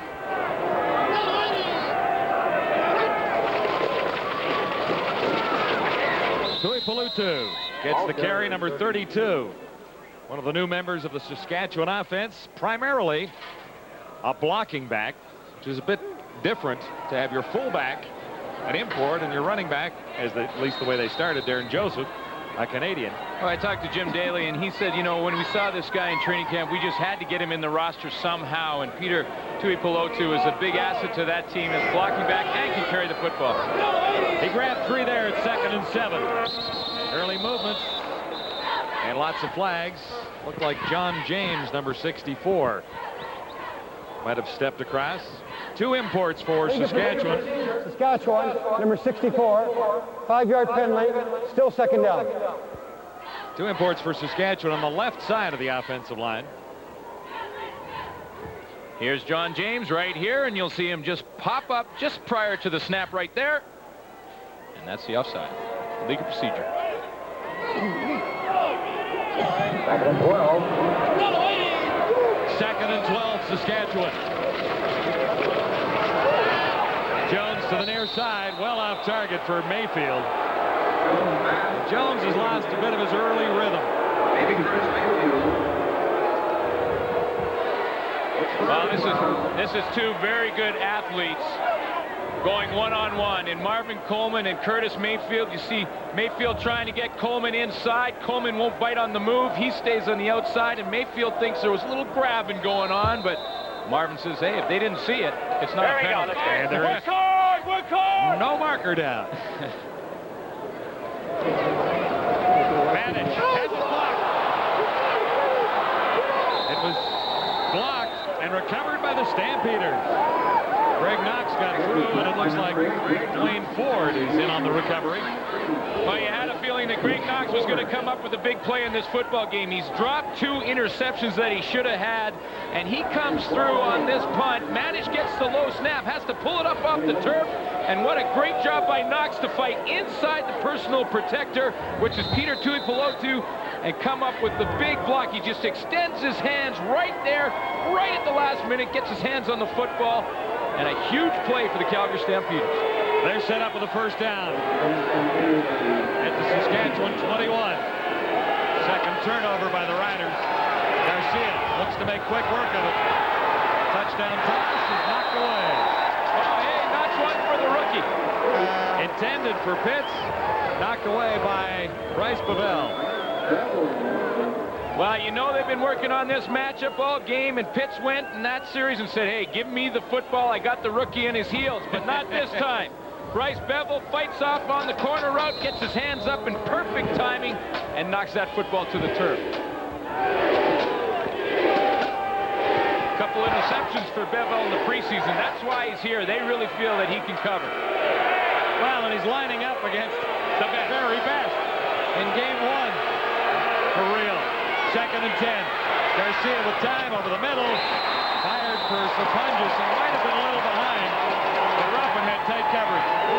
And the reason Bryce Pavel is covering Alan Pitts is because they wanted this man, Aaron Ruffin, to cover the number 1 receiver last year in Dave Sapunjas. Ruffin plays the nickel, and anytime Sapunjas is in that 3rd receiver, Ruffin's going to pick him up. There's 33 coming across, and he also just gets his hand in there and strips that football. You know, you ask any defensive back, they'll say, hey, knockdown's as good as an interception. That's only because we couldn't catch him. Yeah, and they don't keep as close track of knockdowns, do they? Maybe a little more than yeah, they do nowadays. Defensive backs made sure they did. Here's McLaughlin. Reed to hold. And McLaughlin has another 3-pointer. 29-yard field goal for Mark McLaughlin. Kevin Reed, the new holder. Of course, Doug Flutie was the holder for McLaughlin last year with him in Toronto. They had to find a new guy, and number 87 has sure hands as a receiver, so they thought, why not try him out as the holder? Being a little bit of a radical yourself, and Canadian to boot, what do you think of what the CFL is using to promote itself? Radically Canadian. I kind of like it. I love it. Radically Canadian with the slogan, our balls are bigger. You gotta love that. I don't know that it's receiving complete acceptance in all quarters, but I think the radically it's great. Terrific. It's super. Warren Jones on 1st down. Latta couldn't hang on. Well, Saskatchewan Roughriders have had to put Willie Latta in the position because of the injury to Darren Joseph. So Latta, the rookie, has been running out of that tailback position and just let that one get away. The old run before you catch the ball routine, and that's what happened to Latta. Jones 13 of 29 on the day. Pretty good distribution across the field for Warren Jones, using all his receivers. Looking at 2nd and 10 now. Far side, and picked off by Coleman. He stepped out of bounds. Oh, I'm sorry, Al Jordan. 27. 3 interceptions in 1995 for Al Jordan, and if you're going to throw that out pattern to the field, to the short side of the field or the wide side of the field, doesn't matter in the Canadian Football League, it has to be on time. Warren Jones just takes too long to throw that one, and Al Jordan comes up with the interception. Warren Jones to take the ball out of the shotgun. You see, he just hesitates just for too long, and Narcisse is in his pattern too far. He's right at the sideline, and that gives Al Jordan enough time to recover. He's got great makeup speed. He comes up with his first interception of the 1996 campaign. Garcia on 1st down. Vince Danielson. Well, this is scouting. I mean, the Calgary Stampeders know that the Saskatchewan Roughriders are going to be in zone on 1st down, and they throw that little underneath pass in and look for them to go somewhere down the field because they feel Saskatchewan will be in man in this instance on 2nd down. 2nd interception of the day, tossed up by Warren Jones. And there's how he viewed it. And Jordan celebrates his first interception. Crucial time of the game for the Saskatchewan defense right now. 2nd and 6. Garcia has Pitts open. You can say that an awful lot about Alan Pitts. Dale Joseph over to make the stop. Well, see, that's the man pattern for Pitts. Pitts is either in the seam, in the corner, or he's going to run this little out pattern. And here he does. He knows they're going to play man in 2nd down. He gives a little push off to Dale Joseph and just gets just enough separation to get to the sideline. All Joseph can do is fight him out of bounds. Alan Pitts from 1995. Didn't play a complete season, still 100 catches, 1,492 yards. 6 for 113 tonight. It'll be another 1,000-yard year, I would guess.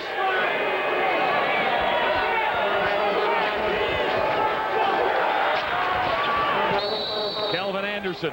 Ball carrier is 32 Anderson. Timothy Edwards, number 93, on the tackle that time. This is Wally Bono continuing to try and stick with this game plan, which is to keep that ball on the ground in some situations. It's like the injured player on the field right now is Alexander. Troy Alexander out of Eastern Washington. Heard looks like a knee injury. It's a backup quarterback. Danny Barrett. 46 Alexander. Didn't get a lot of playing time last year because of injuries in Ottawa. I think they're pretty happy to have him in Calgary as a stabilizing influence. Oh, absolutely. Go in and spell Garcia off a little bit, either if it's an injury, a little nick or something, or late in the game. Hey, how about having a guy that has the all-time CFL record for passing in one game of 601 yards when he was with the BC Lions as your backup quarterback? That's pretty good depth in that position, I would think. And a pretty nice guy, Danny Barrett, all around. He'll help the mood of the Stampeders. He's been there 3 times now. Began his career there, was back briefly, and then ended up traveling to Ottawa. Took the Stamps to the Cup in 1991, and you know, I talked to him, and he understands his role as the backup, and he knows that that's his role. And there's, see Troy Alexander just hobbling off the field. Hopefully he'll be okay. It looked like it was a knee problem. 2nd and 7 on the 25. Stampeders look at a 2nd down. 7 necessary for a first at the Saskatchewan 25. Garcia could have had it if Vaughn held on. Edgeable football. Sorry, John. Garcia had the right guy. Saskatchewan Roughriders showed a man-to-man defense, and then they drop out of it and play a zone defense. And you see right here, that's Errol Brown. He drops out of it and plays the zone. Garcia sees him drop, finds the open man, and he knows he has the right read, but he just didn't get the catch, so he's a little bit frustrated there with his receiver. Enter Mark McLaughlin. Another perfect day from 18 and 29. This from 32.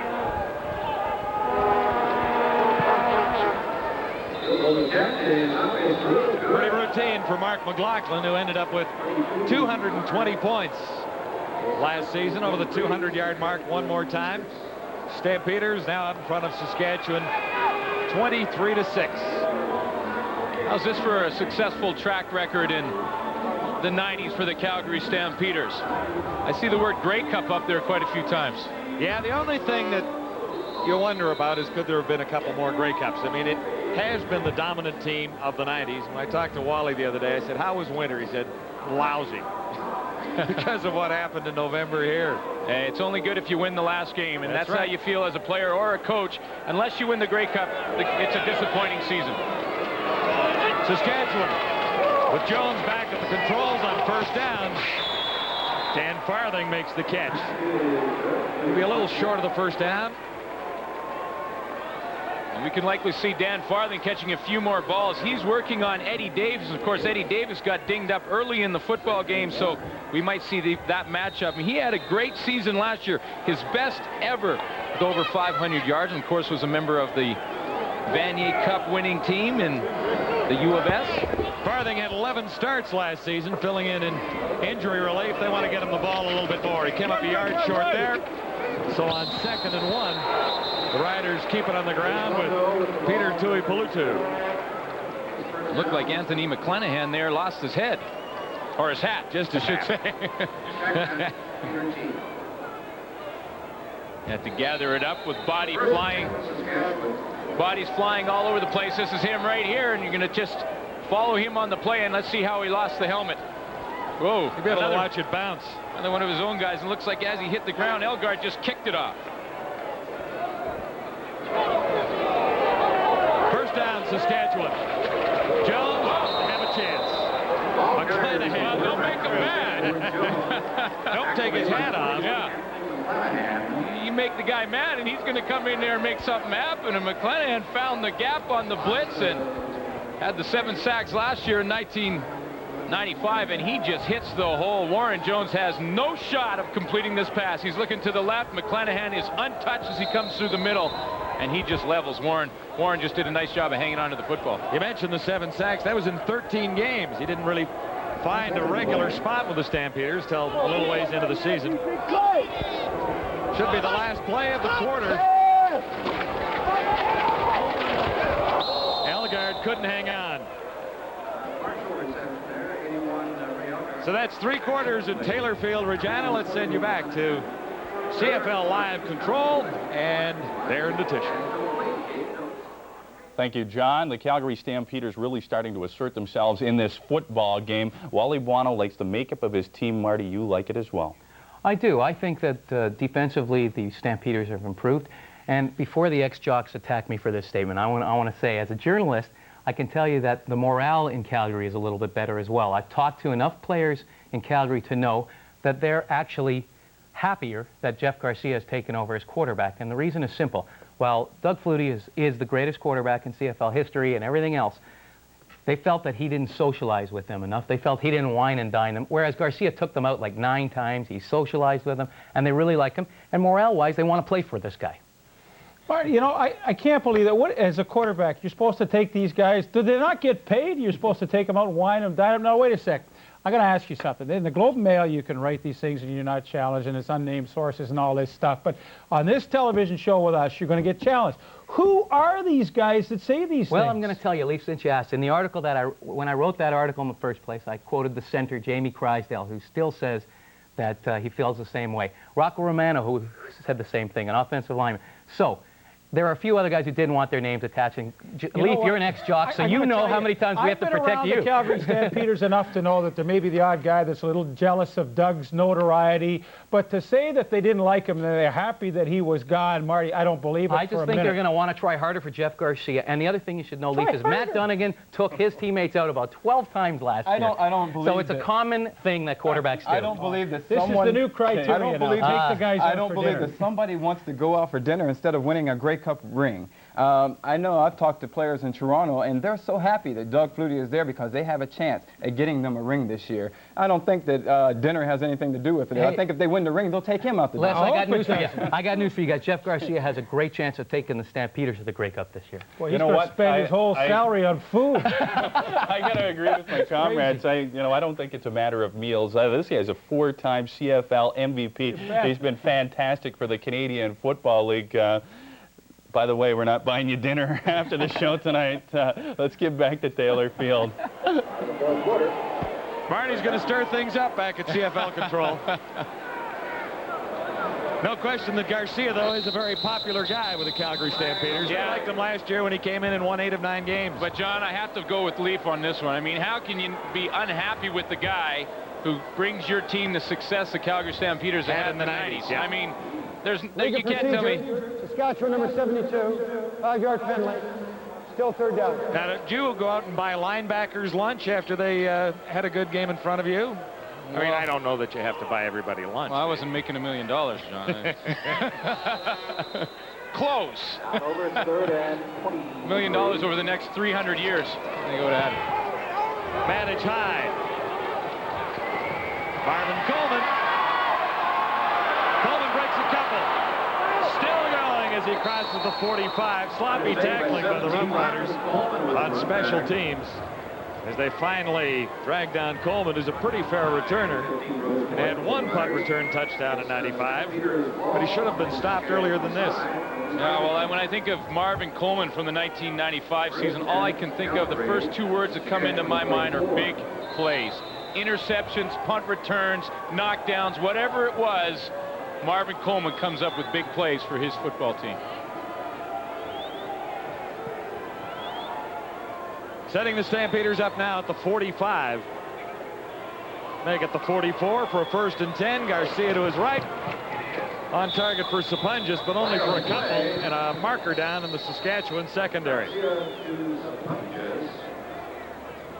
Well, this game is sort of unfolding like the Saskatchewan Roughriders season did last year. You know, Warren Jones kind of looking good at times and having some moments of positive feedback from his team, and then all of a sudden you look at it after 3 quarters and your defense has been on the field way too long again.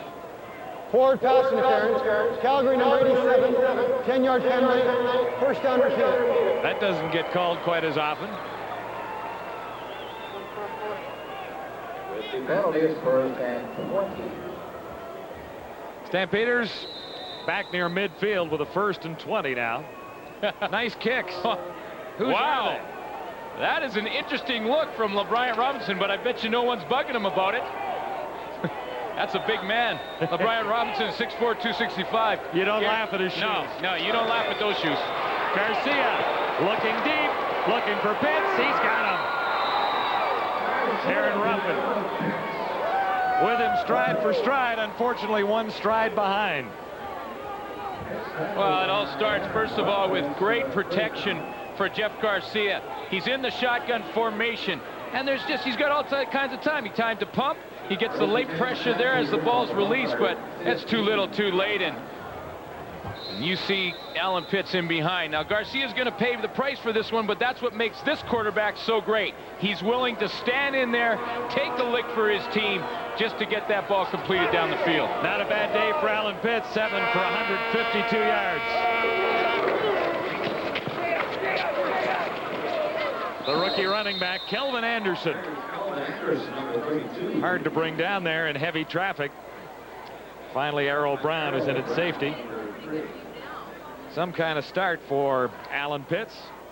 7 catches for 152 yards for Pitts, and of course he had the big 1994 CFL record-breaking year, and he had 126 catches for 2,036 yards and 21 touchdowns. I mean, this guy year in and year out just kills opposing defensive backs.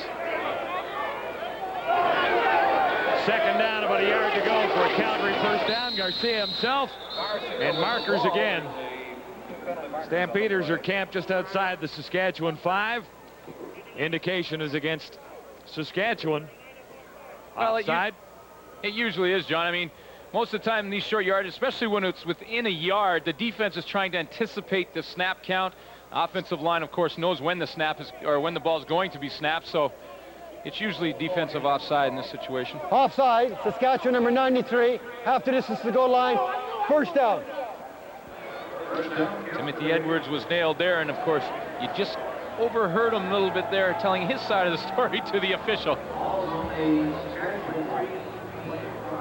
Right in the middle of your screen, you'll just see us move his hands a little early, and that was the offside call. We caught you too, Timothy. The eye in the sky never lies. Stampeders with a chance to put this one away. First and goal to go at the Saskatchewan 3. Little play action fake. Garcia can't get it to Pitts. Dale Joseph covering.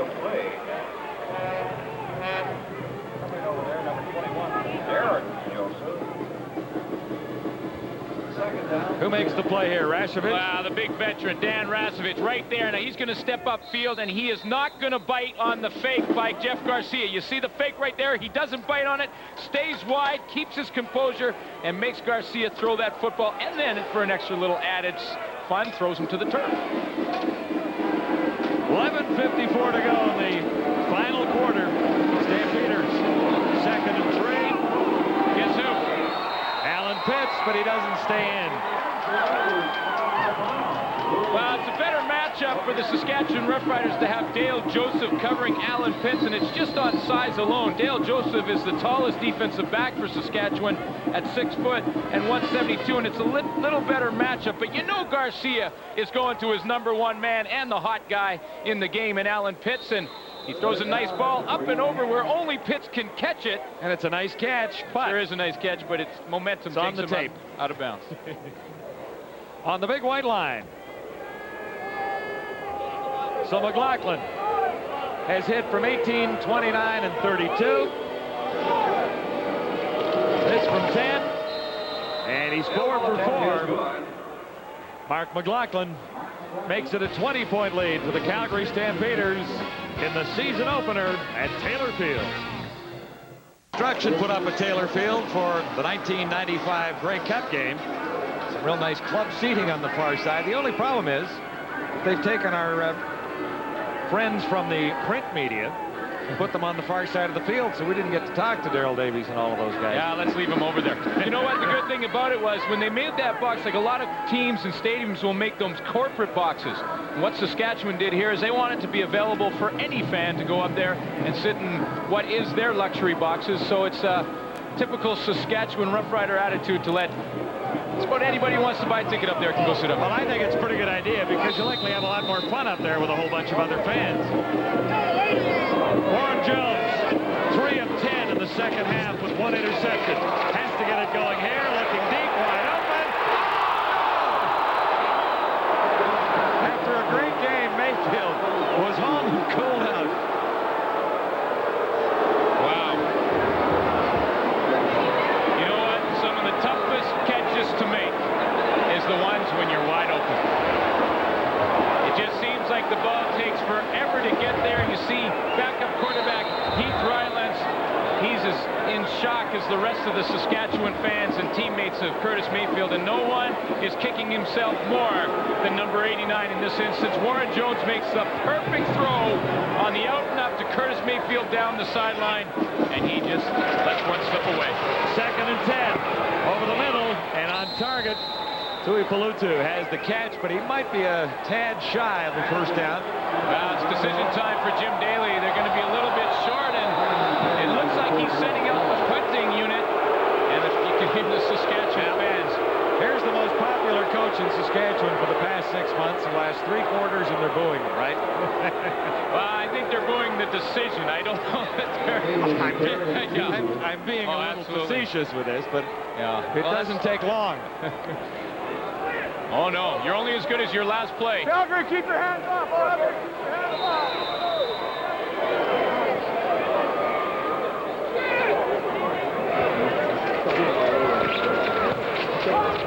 Maddich keeps a little low. This is Coleman. He's had some great returns today when there didn't really seem to be any space at all. There's another one for 11 yards. Roughriders in big trouble. They're trailing by 20 at Taylor Field. The Riders would like to... The rookie running back, Kelvin Anderson, taking the handoff from Jeff Garcia. Well, like it happened a lot in 1995, the Saskatchewan Roughriders going to ask their defense again to come up with the big play, try and get themselves back in this football game with the time running out in the fourth quarter. 9:49 to go, fourth quarter at Taylor Field. Riders had an early 3-0 lead. Warren Jones moved the ball more effectively in the early going, but didn't get any points on the board. Here's Garcia on second down. Wayne Ford, over from Toronto last year. He began his career as a Calgary Stampeder. Part of the Grey Cup Championship Stampeder team in 1992, and he's happy to be back in Calgary, and it's just a little misdirection play. Garcia's going to roll out and then just dump it to his fullback. Toth had to make a decision there. If Joe Toth comes up on Garcia, he dumps it. If he stays back on Dwayne Ford, then Garcia just runs with it, and he was in a tough situation. Nifty little 22-yard gain. 8:57 showing in the fourth quarter. This is Anderson again, and there's a flag down.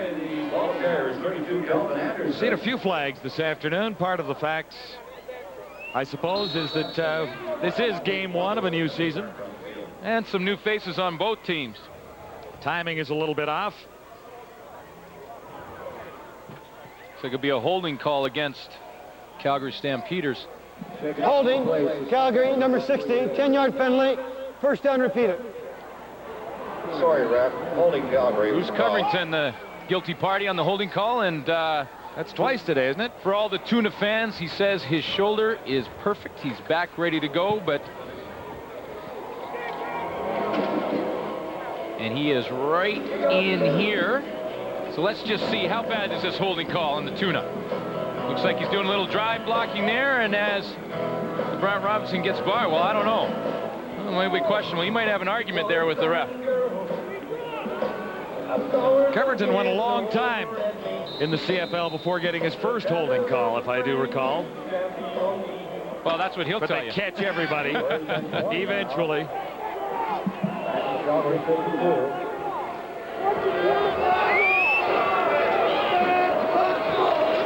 First and a bunch for Garcia.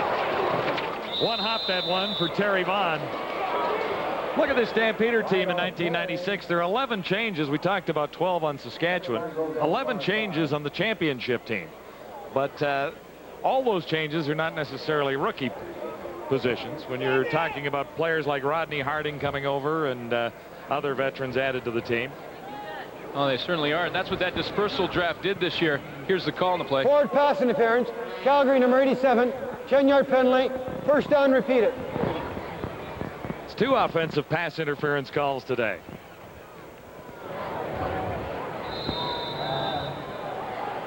First down and 30. 10-yard penalty. Molly was a little upset at the turnovers in the first half. Stampeders coughed it up 4 times. Much better story in the second. Anderson. Pretty nice run. Another marker. Long carrier is Kelvin Anderson, number 32. Down by 47 on Getz. Well, it's hard to tell what that could be in that late stage of a running play, but it could be a holding call against Calgary on Bobby Jerson. You know, Bobby's in there talking to Ken Lazaruk, and he's explaining how he was held on the play. Holding, Calgary, number 25, decline. Going the other way, it's Second down. against Sapunjas. Well, okay, it was Sapunjas holding, I believe it was Aaron Ruffin on the play, so Bobby was just explaining where it was.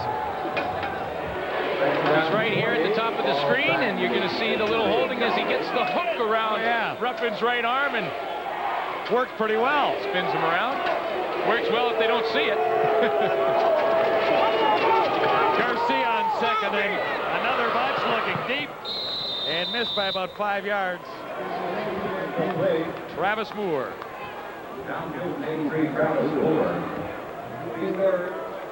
Game story to this point, Saskatchewan had an early lead, but then Garcia got going.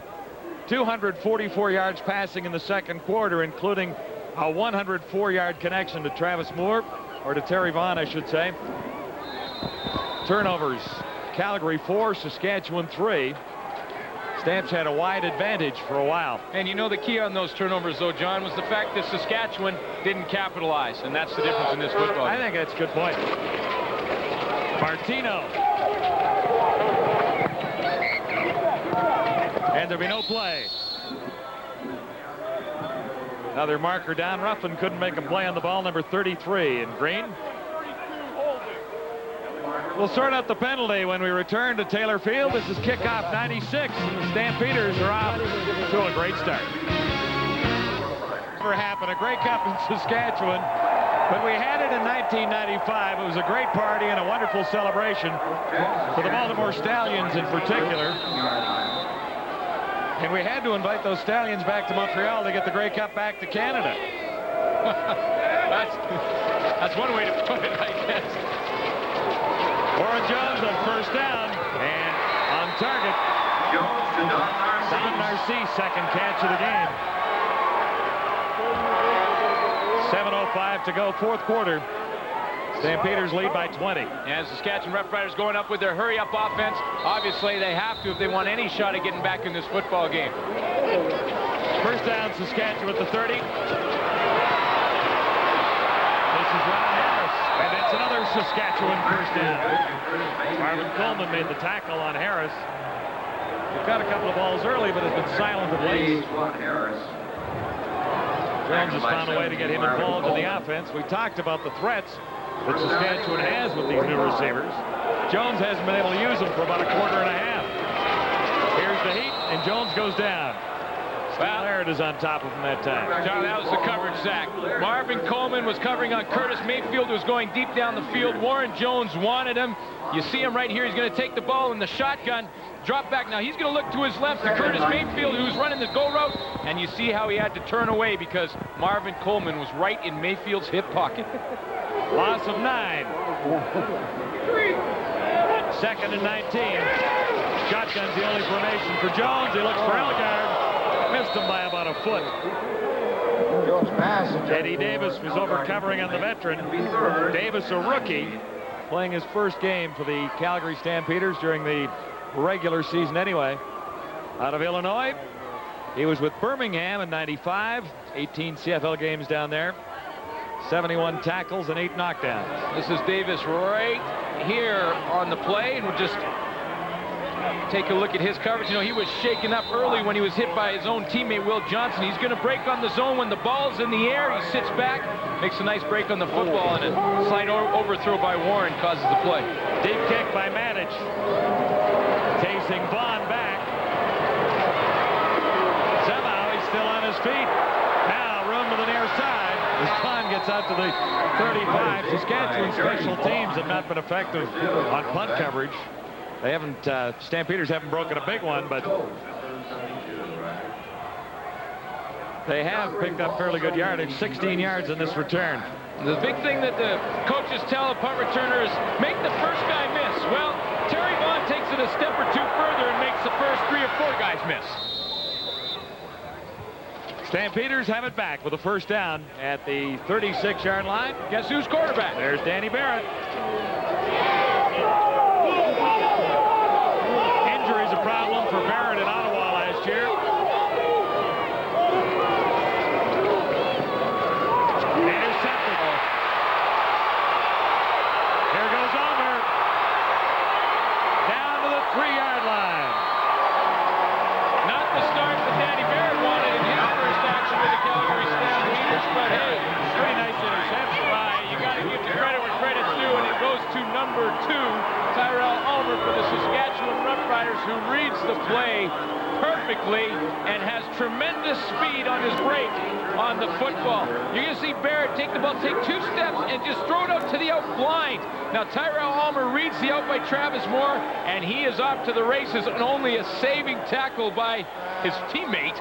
Bryce Bevel saves him the touchdown. And here's Barrett. See, he throws it out there blind after looking to his right, and now he's thinking, uh-oh, I got to make the tackle here. 5th turnover by the Calgary Stampeders. And he does it with his left heel. Saskatchewan set up at the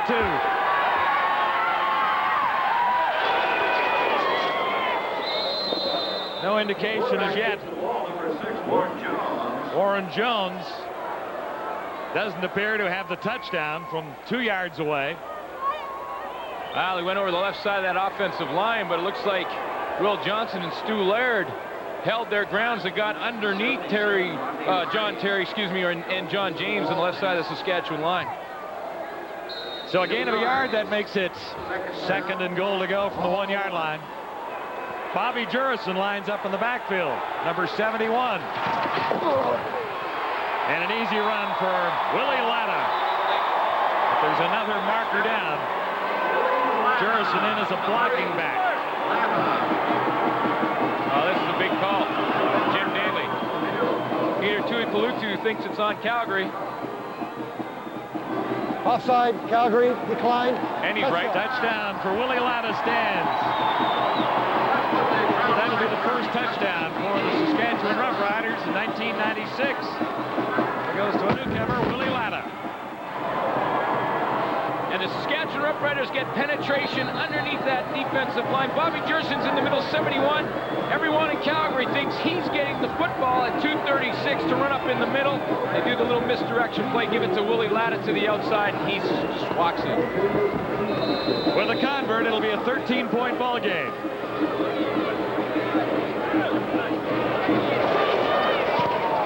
Darcy Dolan has another point on the day.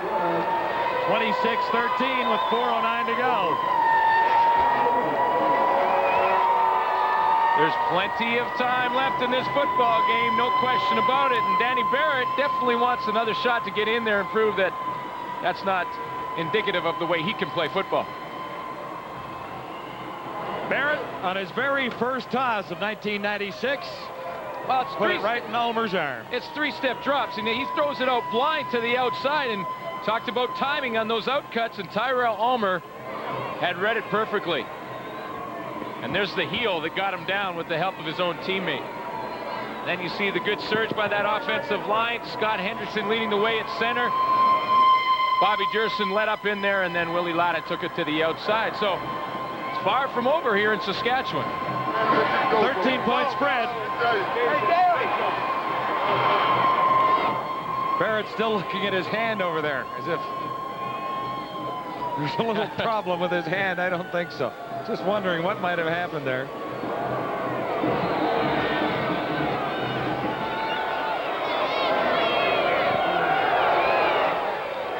Down to Marvin Coleman at the 15.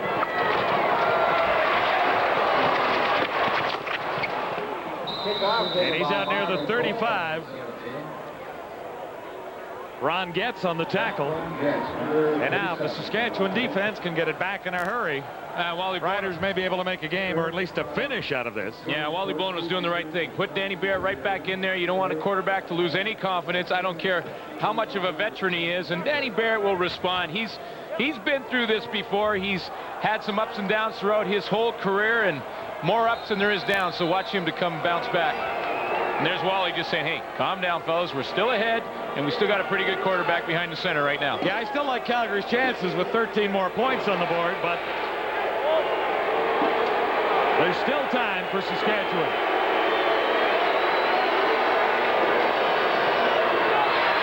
Solid defensive work on Kelvin Anderson. Robinson was there. So was Timothy Edwards. And you see that momentum switch right away. Glenn Kuckel, Brian Robinson, they're all in on the play. And that offense gives you a spark after the defensive interception with a touchdown. And, hey, you start to feel like there's still a chance you can win this one. And this is the big play of the football game right here. Anderson is heading toward a 100-yard game. He had one in preseason against BC. 3:08 to go. Into traffic, and I'm not sure who that was intended for. Well, what happened Sapungis was in the area. Well, Terry Vaughn and Dave Sapungis didn't run the patterns at the right depths. Danny Barrett's dropping back to look for an overlapping pattern from the two receivers, and because they were at the same depth, he couldn't find anybody. See, he's rolling out, and they're crashing into each other down the field, so he doesn't get any separation. Has to get rid of the ball. 3-minute warning is up at Taylor Field in Regina as we kick off CFL 96. Stampeders in control by 13. Live at Taylor Field. Martino on third down. There'll be great food. Plenty of cool refreshments. This is Aaron Ruffin. Reverse to Steele to no avail. So Saskatchewan is set up at the 40-yard line with a first down and about 2 minutes and 30 seconds to score 13 points. Well, Odds are long. Well, Warren Jones is ever going to get the confidence of his football team and the support of the Saskatchewan fans. If he can somehow orchestrate a comeback with the help of Jim Daly sending in some plays for him, then he will do that in a hurry. Roughriders are calling all the plays from upstairs. Heath Rylance gets a relay from Paul Christ, the offensive coordinator, and lets Jones know what he wants him to do. Jones from the shotgun. And not this time. Will Johnson. Yeah, the matchup that has been causing Saskatchewan some problems throughout the game. The young kid and Keith Hitchcock's trying to block Will Johnson on the play, and that's a tough task for the best veteran tackles in the league, let alone a young guy. And you'll see just to the left of the screen, Johnson with just tremendous speed just blew by him. Here's Jones. Ron Harris.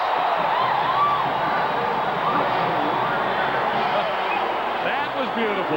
That was one for the highlight reel right there. Rack it back and have another look. Win, lose, or draw, this is on Sports Tonight, because that was some kind of catch by Ron Harris over the middle, fully extends, knows he's going to get hit, and pulls down the football. Just what the Riders needed, a 30-yard gain, a first down at midfield. Bad snap again. This is Harris. Can't get away. Well, Scott Henderson moves to that center position. He played guard. Now, he played a little center in college at Minnesota, but he told me today it was only 10 games. He says he's having some trouble taking that first step to block and snapping the football. On second down, it'll be close to a first down as Harris goes up and brings another one down. Another big one by Ron Harris over the middle, where he has to extend and let his body be completely vulnerable to that defensive back coming in. He keeps the concentration, and he comes up with the football. That takes tremendous courage, let me tell you. Third down, a yard to go. The Riders have to gamble here. Pays off. Latta has the first down. Willie Latta, number 8. 1:56 remaining. The Riders are down by 13.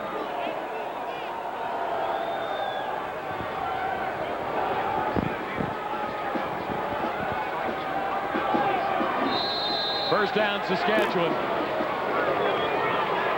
They need 2 touchdowns for a win. Narcisse, the intended receiver. I can't believe Warren Jones even got that pass off. Will Johnson was bearing down on him and lays a lick on Warren. He's right in traffic when he throws the football and takes a tremendous hit by Will Johnson, who had 11 sacks in 1995, and he just comes in there underneath. Johnson will step underneath and then put the hit on Warren Jones, and he didn't have much elbow room to throw that football. The great ones always turn it up when it means the most. And this is a great Stampeder defense. Second and 10. Jones threw it too far, intending it for Curtis Mayfield. And with 1:43 to go, it looks like time has all but run out on the Saskatchewan Roughriders. There's no question that Jim Daly has to gamble on 3rd down and 10, and it's been a pretty good game for Eddie Davis covering on the play, and you see Davis in the deep zone going up and trying to pull down that interception. Pretty good game for the young rookie in there for Calgary. Actually not a rookie in his 2nd year, but first year play. First year for the Stampeders. Another high snap, and this will about do it. Jones will need a miracle. He doesn't even get the ball. Dwayne Patterson Anderson comes up with a loose football. Well, you can't blame the quarterback for that one. Scott Hendrickson just let that one go up and over the head, and it's happened throughout this football game. He's trying to get used to a new position, and hey, it's one thing to do it in practice, but it's another thing to do it when you got guys like Stu Laird and Will Johnson lined up in front of you, and this is just another one that goes over Warren Jones' heads in a crucial situation. You see the eyes of Warren as this one comes up. Oh boy. Woohoo. Here we go again. Now he's trying to catch it on the bounce to try and make something happen out of this bad play, but he can't do it.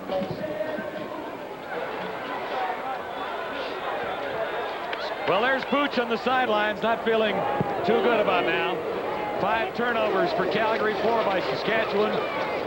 Barrett is in at quarterback, finds Sapunjas in behind the cover, and he's in for the touchdown. Almost as if Bryce Pavel gave up on that one. I told you Danny Barrett would respond, and he does in a big way to put the final nail in the coffin for Saskatchewan, because Barrett, on a sudden change, on a 3rd down gamble that goes bad for Saskatchewan, is going to come in while they're down and feel like this one's over and take advantage of it. And he just rolls out to his right and finds Sapunjas on the corner route. Both quarterbacks for Calgary have pretty good time all game. Sapunjas gets in behind the rookie, who's had a tough day today, in Bryce Bevel. Yeah, but when you line up against Sapunjas and Pitts in your debut, that's... You know what? I think when Bryce Bevel goes into the meetings, he's going to say, yeah, you played some good ones, but you know what? It's not going to get any easier. There's some good receivers in this league. That's right. Who did you cover in your debut? Well, I remember in 1984 getting having to line up against Brian Kelly in one game, which Kelly, where did he play? Which scared me a little bit. 33-13. One of the great all-time Eskimos. Why do they call him Pooch? That's a good question. That one, I don't know. Maybe this was kind of a doggy team, because your nickname used to be Pup, didn't it? Yeah, we had to bring that up.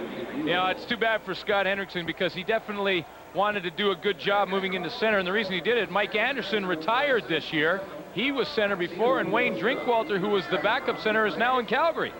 So Scott Hendrickson was basically forced to move to the center position, has been trying to make the transition, and obviously, as you can see, has a ways to go to perfect it.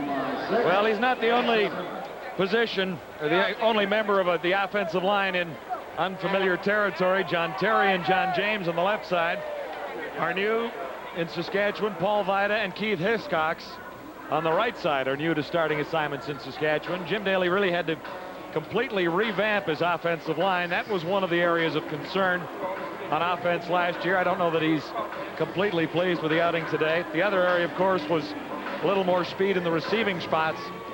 They seem to have come up with the right 2 guys there, and Rod Harris has made a couple of great catches, one outstanding catch this afternoon, and Curtis Mayfield, who made some great catches early, but then dropped one that might have kept the Riders alive a little longer. Well, they definitely improved their receiving core and their speed, and I think that Jim Daly, talking to him, feels that they've improved in their offensive line as well.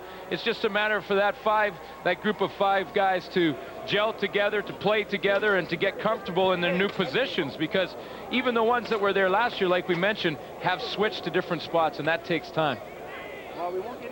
But I'll tell you one thing that Jim Daly will say. This is not Scott Hendrickson's loss. It's a team loss. And if they take advantage of turnovers early in the football game, it may be different.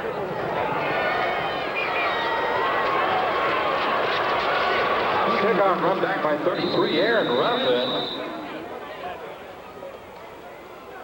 Time now for the Corral Radically Canadian Player of the Game. How about we choose Jeff Garcia? 20 of 36, 427 yards, a couple of touchdowns, and the one interception that really didn't cost the Stampeders much, except 3 points at that stage of things. It was deep in Saskatchewan territory and in the end zone. So Jeff Garcia, the Corral Radically Canadian Player of the Game. And I would like to give honorable mention to another pretty good guy, Alan Pitts. He had a bad day. And he had a pretty good day, too. Curtis Mayfield has another catch with 1:17 remaining in the season opener at Taylor Field, Regina. Season opener in Montreal coming up later this week, Thursday night. as the Alouettes. Yeah, here it's going to be a good crowd for that one. Darryl Hall down on the field, and you know, coaches hate to see this. The game's pretty much in hand. You have to play your starters because of the small rosters in the CFL, and to see a guy go down when really the game isn't even on the line, it's frustrating for this coaching staff. By the way, we'll kick off the CFL this week with a pregame show beginning at 7 o'clock on Thursday to welcome everyone back to Montreal. You can hardly wait to get back to Quebec and have a little visit. I know there was a cheer in every locker room across Canada when we heard Montreal was back in the league, because just for the road trip sake, it's a lot of fun in the city. Great place to go. And the CFL really hasn't been the same without Montreal, so hopefully they'll be able to put things together successfully enough down there and make a real go of it. But I understand there's going to be a pretty good crowd opening night. They say they're going to have a good crowd. There's the injury right there to Darryl Hall. He puts the hit on right there, and looks like he just basically hit him so hard he hurt himself. Still a minute 17 remaining as Hall heads to the sidelines now. And he's walking pretty good. He's just shaking up a little bit. Pretty good outing by that man. He was your honorable mention. He's my honorable mention. Of the game. You think Bryce Bevel's going to be seeing him in his sleep tonight? Well, you got to start somewhere, don't you? There's always got to be a first time. And they have a lot of confidence in Bevel, and they know he'll bounce back. Warren Jones hangs in for Saskatchewan, and Latta was the intended receiver there. I suppose looking at what happened to Saskatchewan today, having Darren Joseph out of there early in the ball game didn't help the whole situation. When you think of he's the #1 guy, regardless of Willie Latta's abilities, they decided to go with Darren Joseph, and all of a sudden he's out very early in the game, so a lot of things change. Well, yeah, the big thing there is that Darren Joseph takes all the reps all week in practice, so he gets a cohesiveness with the offensive unit, and then when he's out, even though Willie Latta's a good athlete, he hasn't got the repetitions, and he's a little bit and he doesn't have the experience either at this level.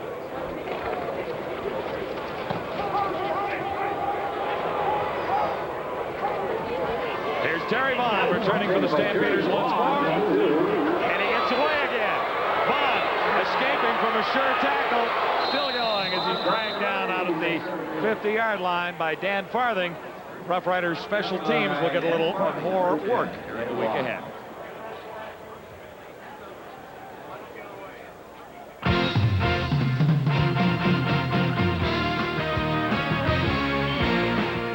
CFL Live on TSN.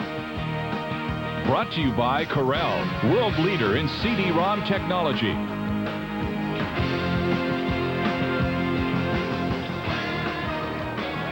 Stampeders running out the clock on the Saskatchewan Roughriders. Less than a minute to go as Wally Buono. Was that a smile? I think it was almost a smile. He was pretty grumpy with those 4 turnovers in the first half. 1, 2, 3, 4 plays. And I think there are 4 orange markers down there. Bruce Covington might have moved a little early. League of procedure, Calgary number 63, 5-yard penalty, still first down. It wasn't Bruce. It was Ron Meyer out there along the offensive line in relief. And playing some of the backup guys, and Ron Meyer, number 63, you see him right there. That's his first taste of action, gets a little anxious, and when that ball was snapped, I think he was about 5-6 yards down the field. 33-13, Stampeders very comfortably in control of game 1 of their 96 season. This is Anderson. Stamps got another pretty hot start last year, 7-0 before running into Birmingham in week 8. That's right, Birmingham beat them, then they went 7 straight again, and then Saskatchewan beat them. No question, the Stampeders are a pretty good-looking football team. Do you think they will be as dominant as they were last year, particularly during the regular season, because it was 7 straight wins and then 1 loss and another 4 or 5? Well, I'll tell you one thing. 15-3 record. With the performance of Jeff Garcia today, and with a couple guys back in the lineup like they have, like Bruce Covington and a healthy Dave Sapungis and Alan Pitts, there's no reason to think they can't have the same season. About as dominant. I think there's going to be a pretty good team in Edmonton. And you like what's happening in British Columbia a little bit. I like what they've been able to put together, and they've been on a short tough work schedule out there, really. Well, the big question mark out there is definitely going to be in their quarterbacking situation. But I think they made a good trade getting Chris Vargas in BC, and they got a lot of team speed on defense. So they may be the sleeper that Wally Bono has to try and knock off later in this season when it really is important. And there's Curtis Mayfield, who will think about that drop for a while. Yeah, that was a pretty big play for Saskatchewan. He was gone on a beautiful toss from Warren Jones. Keith Hiscox looking on, number 59. Found a job in Saskatchewan this year when he couldn't really find one in Ottawa last year. Signed on as a free agent, won a job.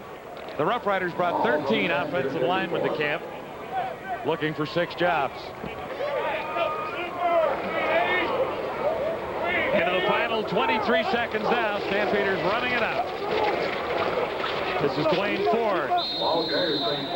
Chance to add a couple of yards. This is one of the reasons that Wally Bono wants to have that running game going throughout the game, any game he's playing in, to have that more of his game plan, because when it comes down to a point where he has a little bit of a lead, he wants to be able to run the ball successfully to be able to kill the clock and not have some bad turnovers cause some comebacks. We sign off first, right? 9 seconds remaining. Stampeders open the season with a 20-point win over the Saskatchewan Roughriders. Unless they score here, but I think they're about ready to wrap things up. Zeros are on the board. Wally Bono signs an autograph for a Stampeder fan. There aren't many of those hanging out in Saskatchewan, are there? Calgary Stampeder fans. Buono off to a winning start again. Stampeders win with ease, thanks to Jeff Garcia. Once again, the front runner. They set out to prove that Sunday at Taylor Field in Regina, the site where they lost the Grey Cup last November. And Jeff Garcia, it's now his job, leading the fluidless Stampeders against Warren Jones and the Riders. And Jones, off the first quarter, looking sharp here, passing to Curtis Mayfield. Pickup of 28 yards in the first down. Jones had marched the Riders 57 yards to this field goal by Darcy Dolan, and it's 3-0. Saskatchewan. Rough start for Garcia, meanwhile. That Saskatchewan D all over him. Coughs up the football there. They're coming from everywhere. But he gets it together here from his own end zone, looking deep, and connects with Terry Vaughn. And nobody will catch Vaughn. He'll head into the end zone. A 104-yard touchdown reception, 7-3 Stamps. They waste no time in the second half. 67-yard drive capped off there. The 6-yard pass to Travis Moore, 17-6. And following a Garcia interception, Saskatchewan gets it in, a 1-yard run by Willie Latta. Not nearly enough, though, for the Green Riders, who lose it 33-13. Alan Pitts hauled in 7 passes for 151 yards for Calgary. Warren Jones, 21 of 44 for 279, but he was picked off twice. And after the game, Garcia said he feels less pressure now that the job is exclusively his. Now that I know that I'm a starter and I have to keep going in the right direction, but to come out and play in a place like Regina and against Saskatchewan, tough defense, and to do what we did, I tip my hat off to my O-line and to my receivers, and we just were able to put it together and get the win. Like I said, this is a difficult place to play, but a much better trip this time, and we definitely put it together, and I'm very satisfied with the win.